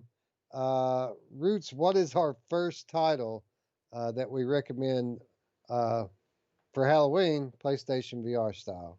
Yeah, it's one of the newest horror type of games. I guess anything that involves zombies, I think is creepy. It's already got Scion to nope out. I'm pretty sure Radio noped out as well, or he played a little bit. But one of the best games, actually, I guess we said arguably the best game on the PlayStation VR, which is Saints and Sinners. Absolutely. Now, we're not going to drone on about Saints and Sinners because I feel like at this point the only things that we haven't said about it are very specific gameplay platform related things, and there is more coverage to come on this specifically with regards to the Oculus Quest 2 version of it. But what Roots just said is absolutely true. It might be the best game on PSVR. It's definitely the best game on Oculus Quest, and it's a top 5 PC VR game as well, or top 5 in all of VR. And uh, it's not a horror game. I wouldn't consider it a horror game. But again, I didn't limit this list to being just horror games, and there are definitely some creepy parts to it, and a lot of people, I guess, who don't have my constitution for these darker games, are actually quite terrified about it. I was on Reddit the other day talking about horror games, like I mentioned before, I like to do often. And I made a comment about how Saints and Sinners isn't a horror game, but you should still check it out. And then I had like two or three guys, reply to that comment with like, dude, I lost my shit the other day. I had to take my headset off. It scared me so bad. So, I might not consider it to be the scariest game in the world, but it's certainly one of the best. And just because I don't think it's scary, don't mean that you won't. Uh, Obviously, there are people in our community who won't even try the game because they're that scared of zombies. Yeah. Well, I'll tell you what. I'm watching this trailer back, and I'm regretting not getting the Tower Edition for $150. Did anybody buy that? I wonder. Do you think somebody really bought the Tower Edition for 150? The hundred, I don't know. I know that there were some content creators that got one, but I don't think that they paid for it. Yeah, that's crazy. But Still yeah, waiting on my rainbow unicorn backpack, by the way. yeah, we should. I think we should get one. Let's get on that, I'll Tiffany. We sport it. want. I'll sport it in public if I were to ever I'll get put one. it. I'll get rid of my backdrop, and I'll just have it there all the time. No, maybe not. Anyway, I'm not going to go on about this. Well, you guys know. You guys know about Saints and Sinners. It's top notch. And if you're new to VR and you don't know, just scroll back through any of our episodes since this thing released. We're constantly praising it, and just go buy it. I mean, just go buy the damn game. It's awesome. Or just watch this trailer. Look how good it looks. I mean, it's amazing. Anyway, the next three titles, and by the way, if I didn't mention it again, Saints and Sinners available on all major VR platforms. So not just a PSVR game, not just a Quest game. It's available everywhere. And it's Um, cross-buy on Quest and Oculus Rift. that is So, true as well. So $40 a bit steep, but worth it, and especially doubly worth it on the Oculus platform because you can get it for your Quest and play it on PC with Link. yep. Anyway, the final three titles on the PSVR list are all PlayStation VR exclusive. They are all horror games. And even if this first one, Roots, isn't your classic survival horror game, is it? No, no, it's not even close to your classic horror game. But um, I've been wanting to play this game for a long time, Wes. Ever since I got rid of my PlayStation VR. It's Even addictive, isn't it? Yeah, even before that, when I went to play it and it was scratched, and then after playing Coaster Combat, it made me want to play it again. because it was so good in that creep factor. It's creepy, dude. And I mean, there's so much weird stuff going on in that game, and I've only played through it once. I'm like kind of, it's fading, Wes. I need to refresh it, you know? So, Yeah. Until Dawn Rush of Blood, it isn't just a carnival shooter. There is some legitimate gore, some bona fide gore in this game. There's people being sawed in half. There's just for points, if you want, you can blow the face off of these giant hogs, and blood will fly everywhere. There's giant spiders in this game. There's evil clowns that attack you. Uh, there's all sorts of like demons and crazy shit you have to fight. Uh, and it might be, I mean, man, I don't want to exaggerate, but I mean, it's one of the funnest shooters I've ever played. It's fun. It's a completely on rails, so you can put anybody in it and they can pick it up and play immediately.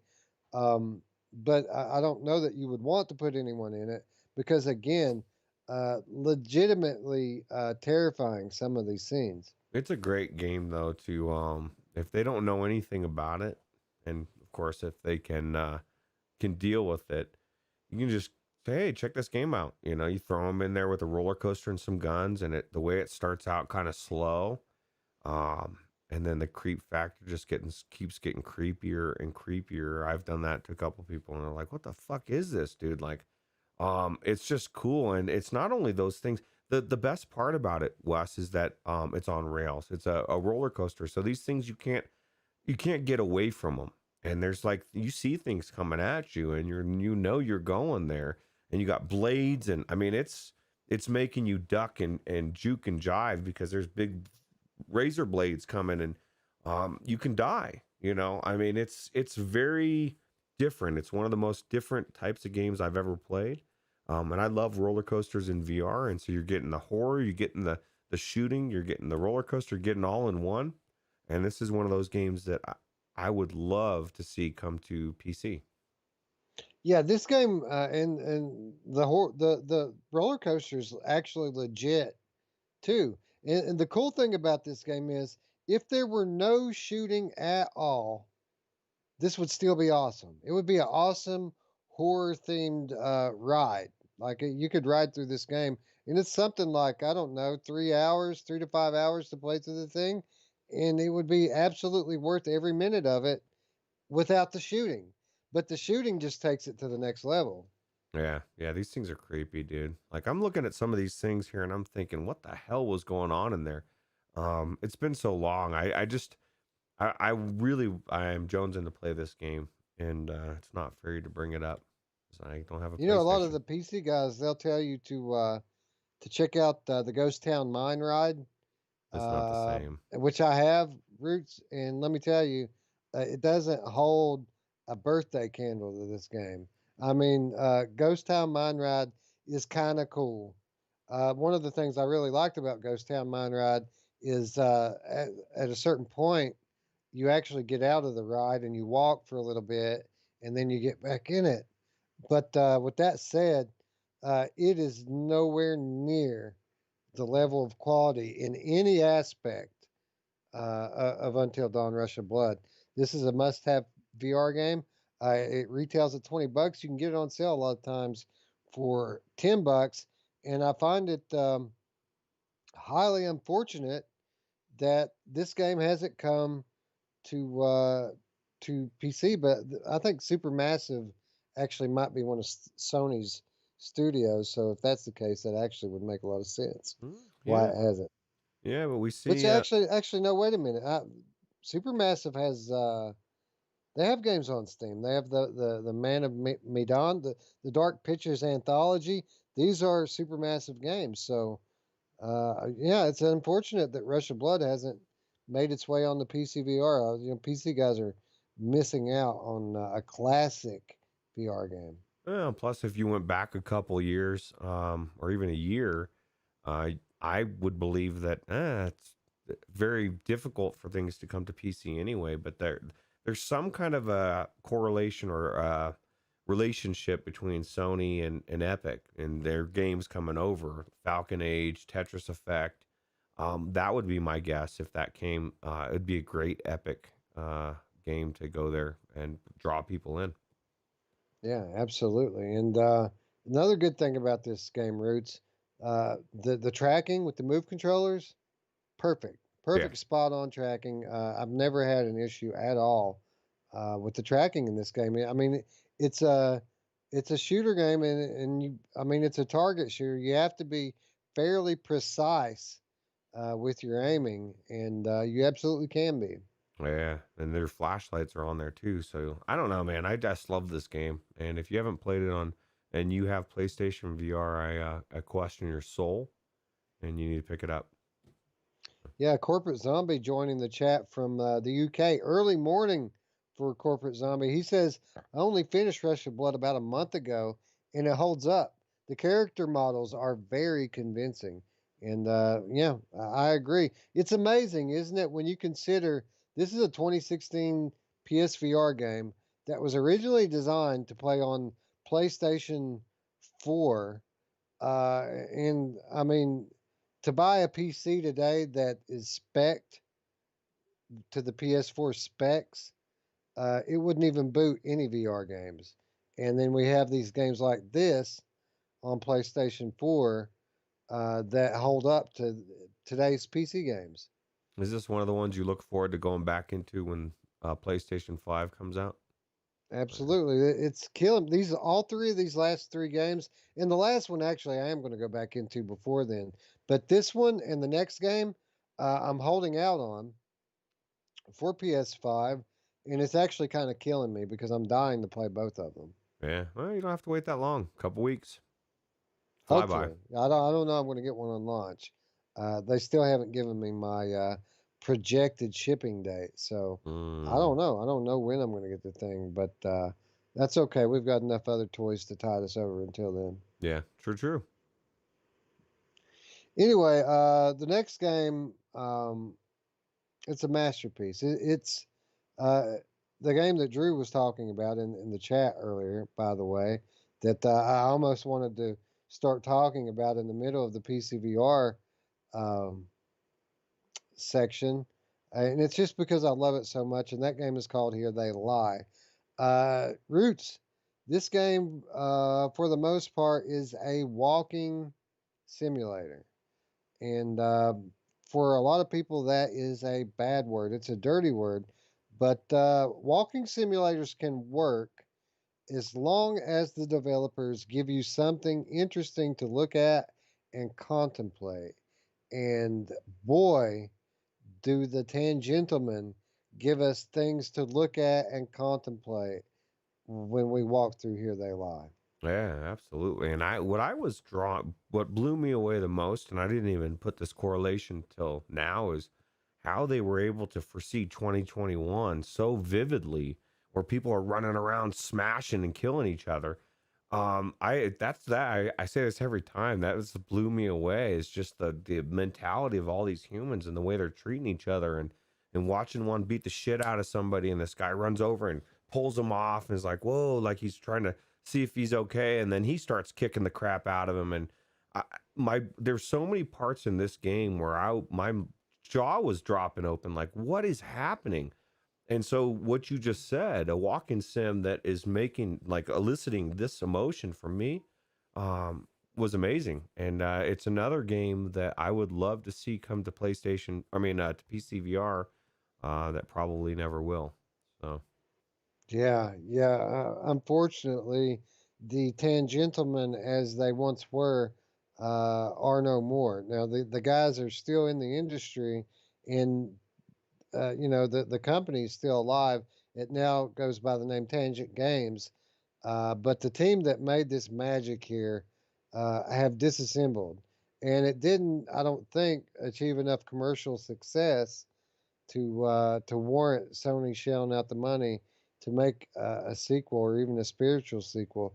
So unfortunately, I think this is going to be a one-off, and I don't think we're ever going to see a port to PC. Now, with that said, we are going to get the natural boost of the PlayStation 5 to sharpen it up quite a bit, and that in itself is going to be a treat. Um, Roots, this game is a bit of an enigma. A lot of people liken it to being inside of a David Lynch movie. There are layers to what's going on here, and on a very basic level, I think that a lot of what they're trying to convey here uh, is a lot of the things about human nature, a lot of the different aspects, some of which are very destructive. So what you were talking about some of people's worst worst parts of their personality coming out in 2021, I think is absolutely appropriate because I think that you actually hit the nail on the head there. There are parts of this game that deal with just that. But there's so much more going on here. It's kind of a thinker's experience on a deeper level, and I noticed things about this game every time I play it that I didn't notice before, and the level of detail in this, what is essentially a labyrinth, an escape. You're trying to escape from a certain type of a maze, so to speak. Um, it's really amazing, and it's a game that grows on me over time. It's a game. Most games start high on your favorites list, and then they move down over time as new games come out. This game has done just the opposite for me. It started out middle of the pack, and over time, it has consistently risen on my favorites list. It's a masterpiece. It's a must own, and I recommend it to everyone who has the stomach for it. Yeah, it's definitely creepy. For sure. Yeah. Anyway, that brings us to our final title, another PlayStation VR exclusive. And of course, anybody who doesn't know what this next game is going to be, they don't know me and they don't know the show. But Roots, why don't you tell us about it? This game is the only horror game that has elicited fear in me, got me to scream and curse like no other. And can you blame me? I mean, this dude's chasing me in his house. He wants to eat me. Every time I turn around and kill him, he's back alive, and he's even worse than before. And what game we're talking about is Resident Evil 7. This is Wes's baby. This is the game that I would love to come to PCVR, and I'm actually going to be playing through this myself sometime soon. I want to do it before Halloween, even flat. I don't care. I need to finish this game, Wes. This is a beefy game too, even without the DLC. This game is definitely worth the price of admission, and it's the price has dropped so much. What's it go for on PlayStation VR now? Generally about $20 you can get this game for. But the cool thing is that quite often the gold edition goes on sale for $20, and the gold edition contains all of the DLC. So actually, I own two copies of this game. I own the physical copy, which is what I use to play through the main story campaign, and I just picked up the digital gold edition so that I can play through the DLC, which there's quite a bit of DLC for this game. No, that's cool. I'll tell you what. I made a mistake once, Wes. I killed him. Killed Jack. He was down, and I started talking smack to him, and I did one more bullet in his head, just one. He was already dead, and he got back up, and it freaked me out. Because at that point, because I'd done it several times, like I easily could have just kept on going, but I guess he got pissed, got back up, and started chasing me again, and it freaked me out because I'd already done it like 10 times, and that didn't happen. So that's what's kind of cool about this as well, is a lot of what happens in the game is directly reflective of what you do. And it's even just trying to go back to a different part of the house will bring Jack back out into certain areas that he's not around. And it's creepy, dude. I everything about this, as I go further in, everything gets weirder and creepier, and I just got to go back into it. Yeah, there's a whole lot of creepy in this game, but when the creepy goes away, that's when the terrifying starts. Creepy's the good part. Terrifying is the intense. The intents make you, it elicits fight or flight responses from NVR. It takes a lot to scare me in these games. I don't get scared of games at all. I mean, they don't scare me. I just enjoy them because I enjoy this kind of dark stuff. But this one scares me, Roots. Even upon subsequent playthroughs, when I know what's going to happen, I still get scared playing this game because it's that well done and absolutely seems like it's tailor made for VR. I could see playing this game on as a flat game and it not being half as enjoyable as it is inside the headset. So if you're a person watching this who doesn't have a VR headset yet, I don't know why you'd be watching, but if you are, don't waste Here They Lie or Resident Evil 7 on a screen.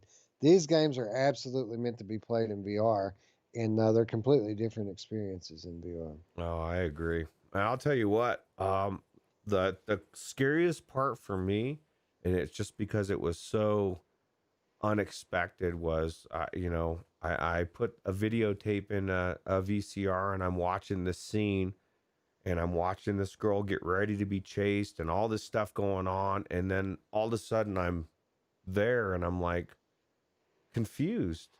I'm looking around, and then the person that I became the person, and I'm being chased, and it was such a shock. I literally like was, oh fuck, I got to get out of here. I was like running, and I felt what she was feeling, and I don't know that I've ever felt that in a horror game before, because my mind tells me it's a game. But they whatever they've done, like you said, this was made as a flat game. I guess no, what did they? I guess was it made into as a VR exclusive and came over flat, or I guess it was both, right? When it No, first it came out, was initially a flat game with the VR mode it feels like funded by Sony. it feels like it was made for VR, like you said, the immersion, that fear level, and it's just they just wrote this so well, and I would submit, to me, Jack is the ultimate villain, and I don't like him, Wes. I really don't like him. Genuinely, I want to kill him every time I see him, which is Well, good. what you got to keep in mind about the Bakers here is that they weren't always like this, Roots. They were infected, and people change Uh, after the infection starts going around. yeah, well, they are the fam. I did see some pictures of them, and they did seem like they were happy and smiling. And I just keep going back to that initial part where I'm sitting around a table and they're getting ready to eat me. That's what goes through my head every time Jack's chasing me. Like, they're not just trying to kill me; they want to eat me, and that changes everything. So, and what a fucked up family, man! I've never seen a family so messed up in my life. I think they need counseling, pretty bad.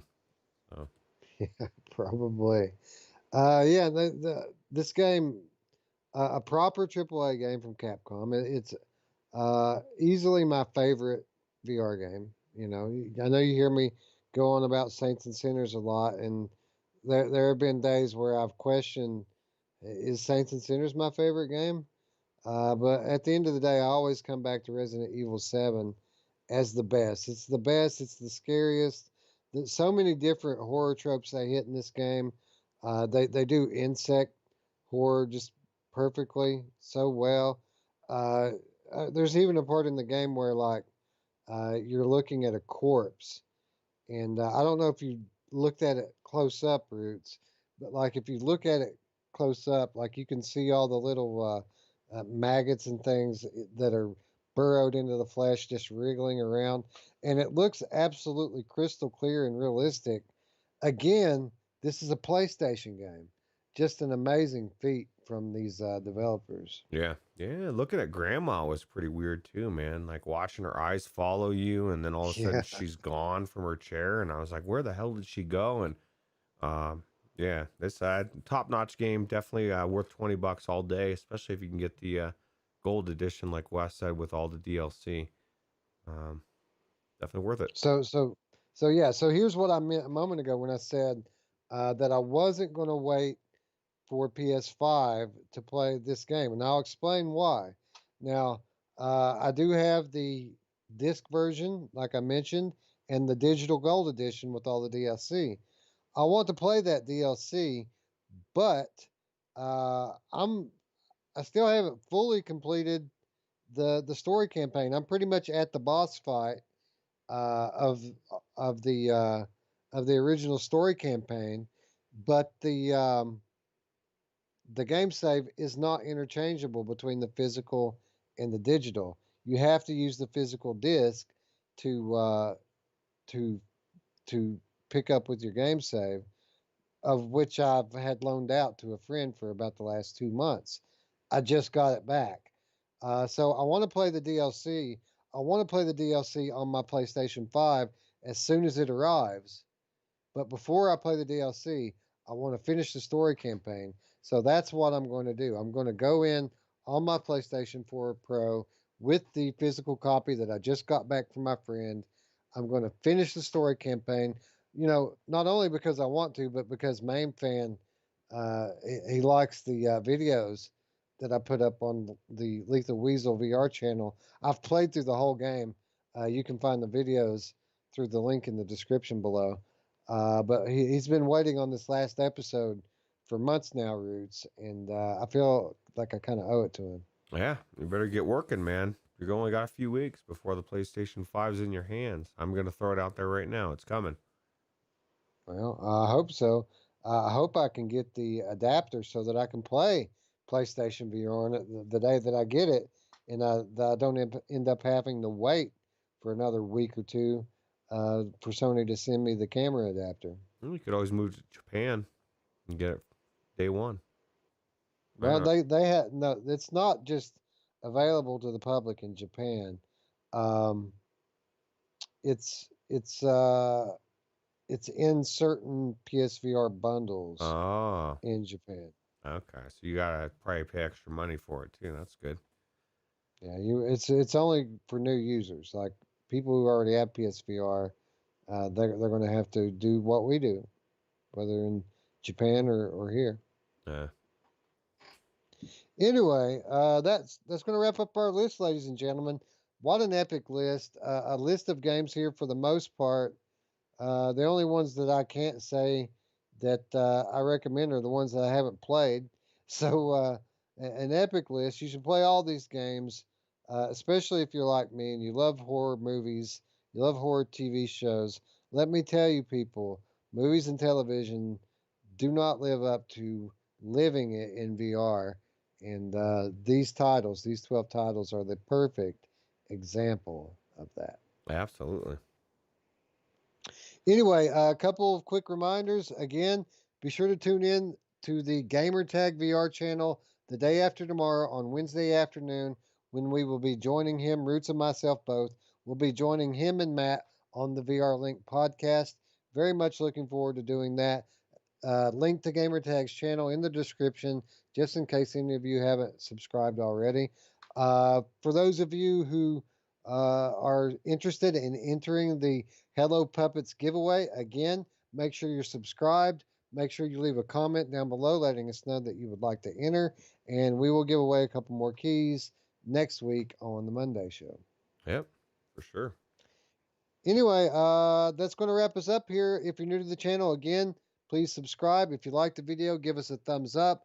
Be sure to join our Discord through the invitation in the description down below. And if you want to do a little something extra, you can support us on Patreon, also linked in the description down below. Yeah, get some money show action going on. Yep, Money Show number 2, or I'm sorry, number 6, coming in the very near future. We're going to pick up the pace on these for a little while to make up for the lost time when I didn't have PCVR going on. So we did a Money Show last week. We're going to do another Money Show probably this week. Be sure to check it out. Yeah, thanks for hanging out for us. And I think we might be playing some Population 1 in a little bit. Well, I guess you're kind of rookie, so you might not want somebody joining us, but I guess Well, here's the thing, and you guys are absolutely invited to join me if I end up making it that far. But before I do anything, I have to work tomorrow, right?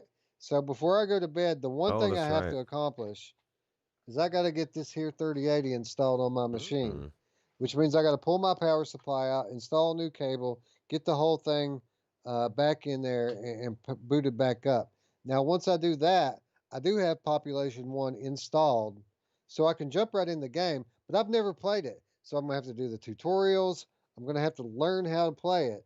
Now, at this point, it's a quarter after 1 a.m. right now as we speak. Mm. At this point, we're talking, it's probably going to be an hour, maybe 90 minutes from now at the very least.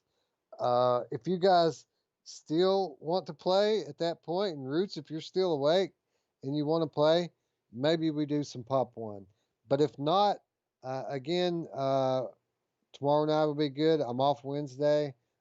Plenty of opportunity for us all to jump in this game together.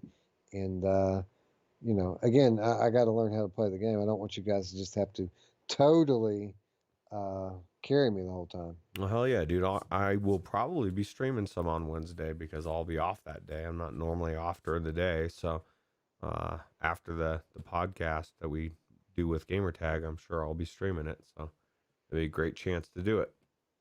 Yeah, well, I've got some other stuff I got to do on Wednesday too, but I'm definitely going to be coming back into VR. I think that'd probably be a good day to do Money Show maybe that night. Yeah. So maybe we do Pop 1. Still need to get back into Star Wars Squadrons, by the way. Need to do that one too. And then I mean, there's any number of games that we could jump into. Phasmophobia with Gamer Chick, that one's coming up. Just a ton. The Derail says he wants to play Phasmophobia.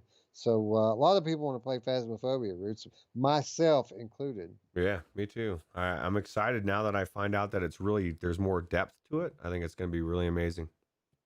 Yeah, me too. It's like, dude, horror, VR horror. I love it. And this is a new one, a popular one. And yeah, I'm probably as excited for that as any of these other games. Well, yeah. I don't know. I'm kind of excited about Squadrons too. But yeah.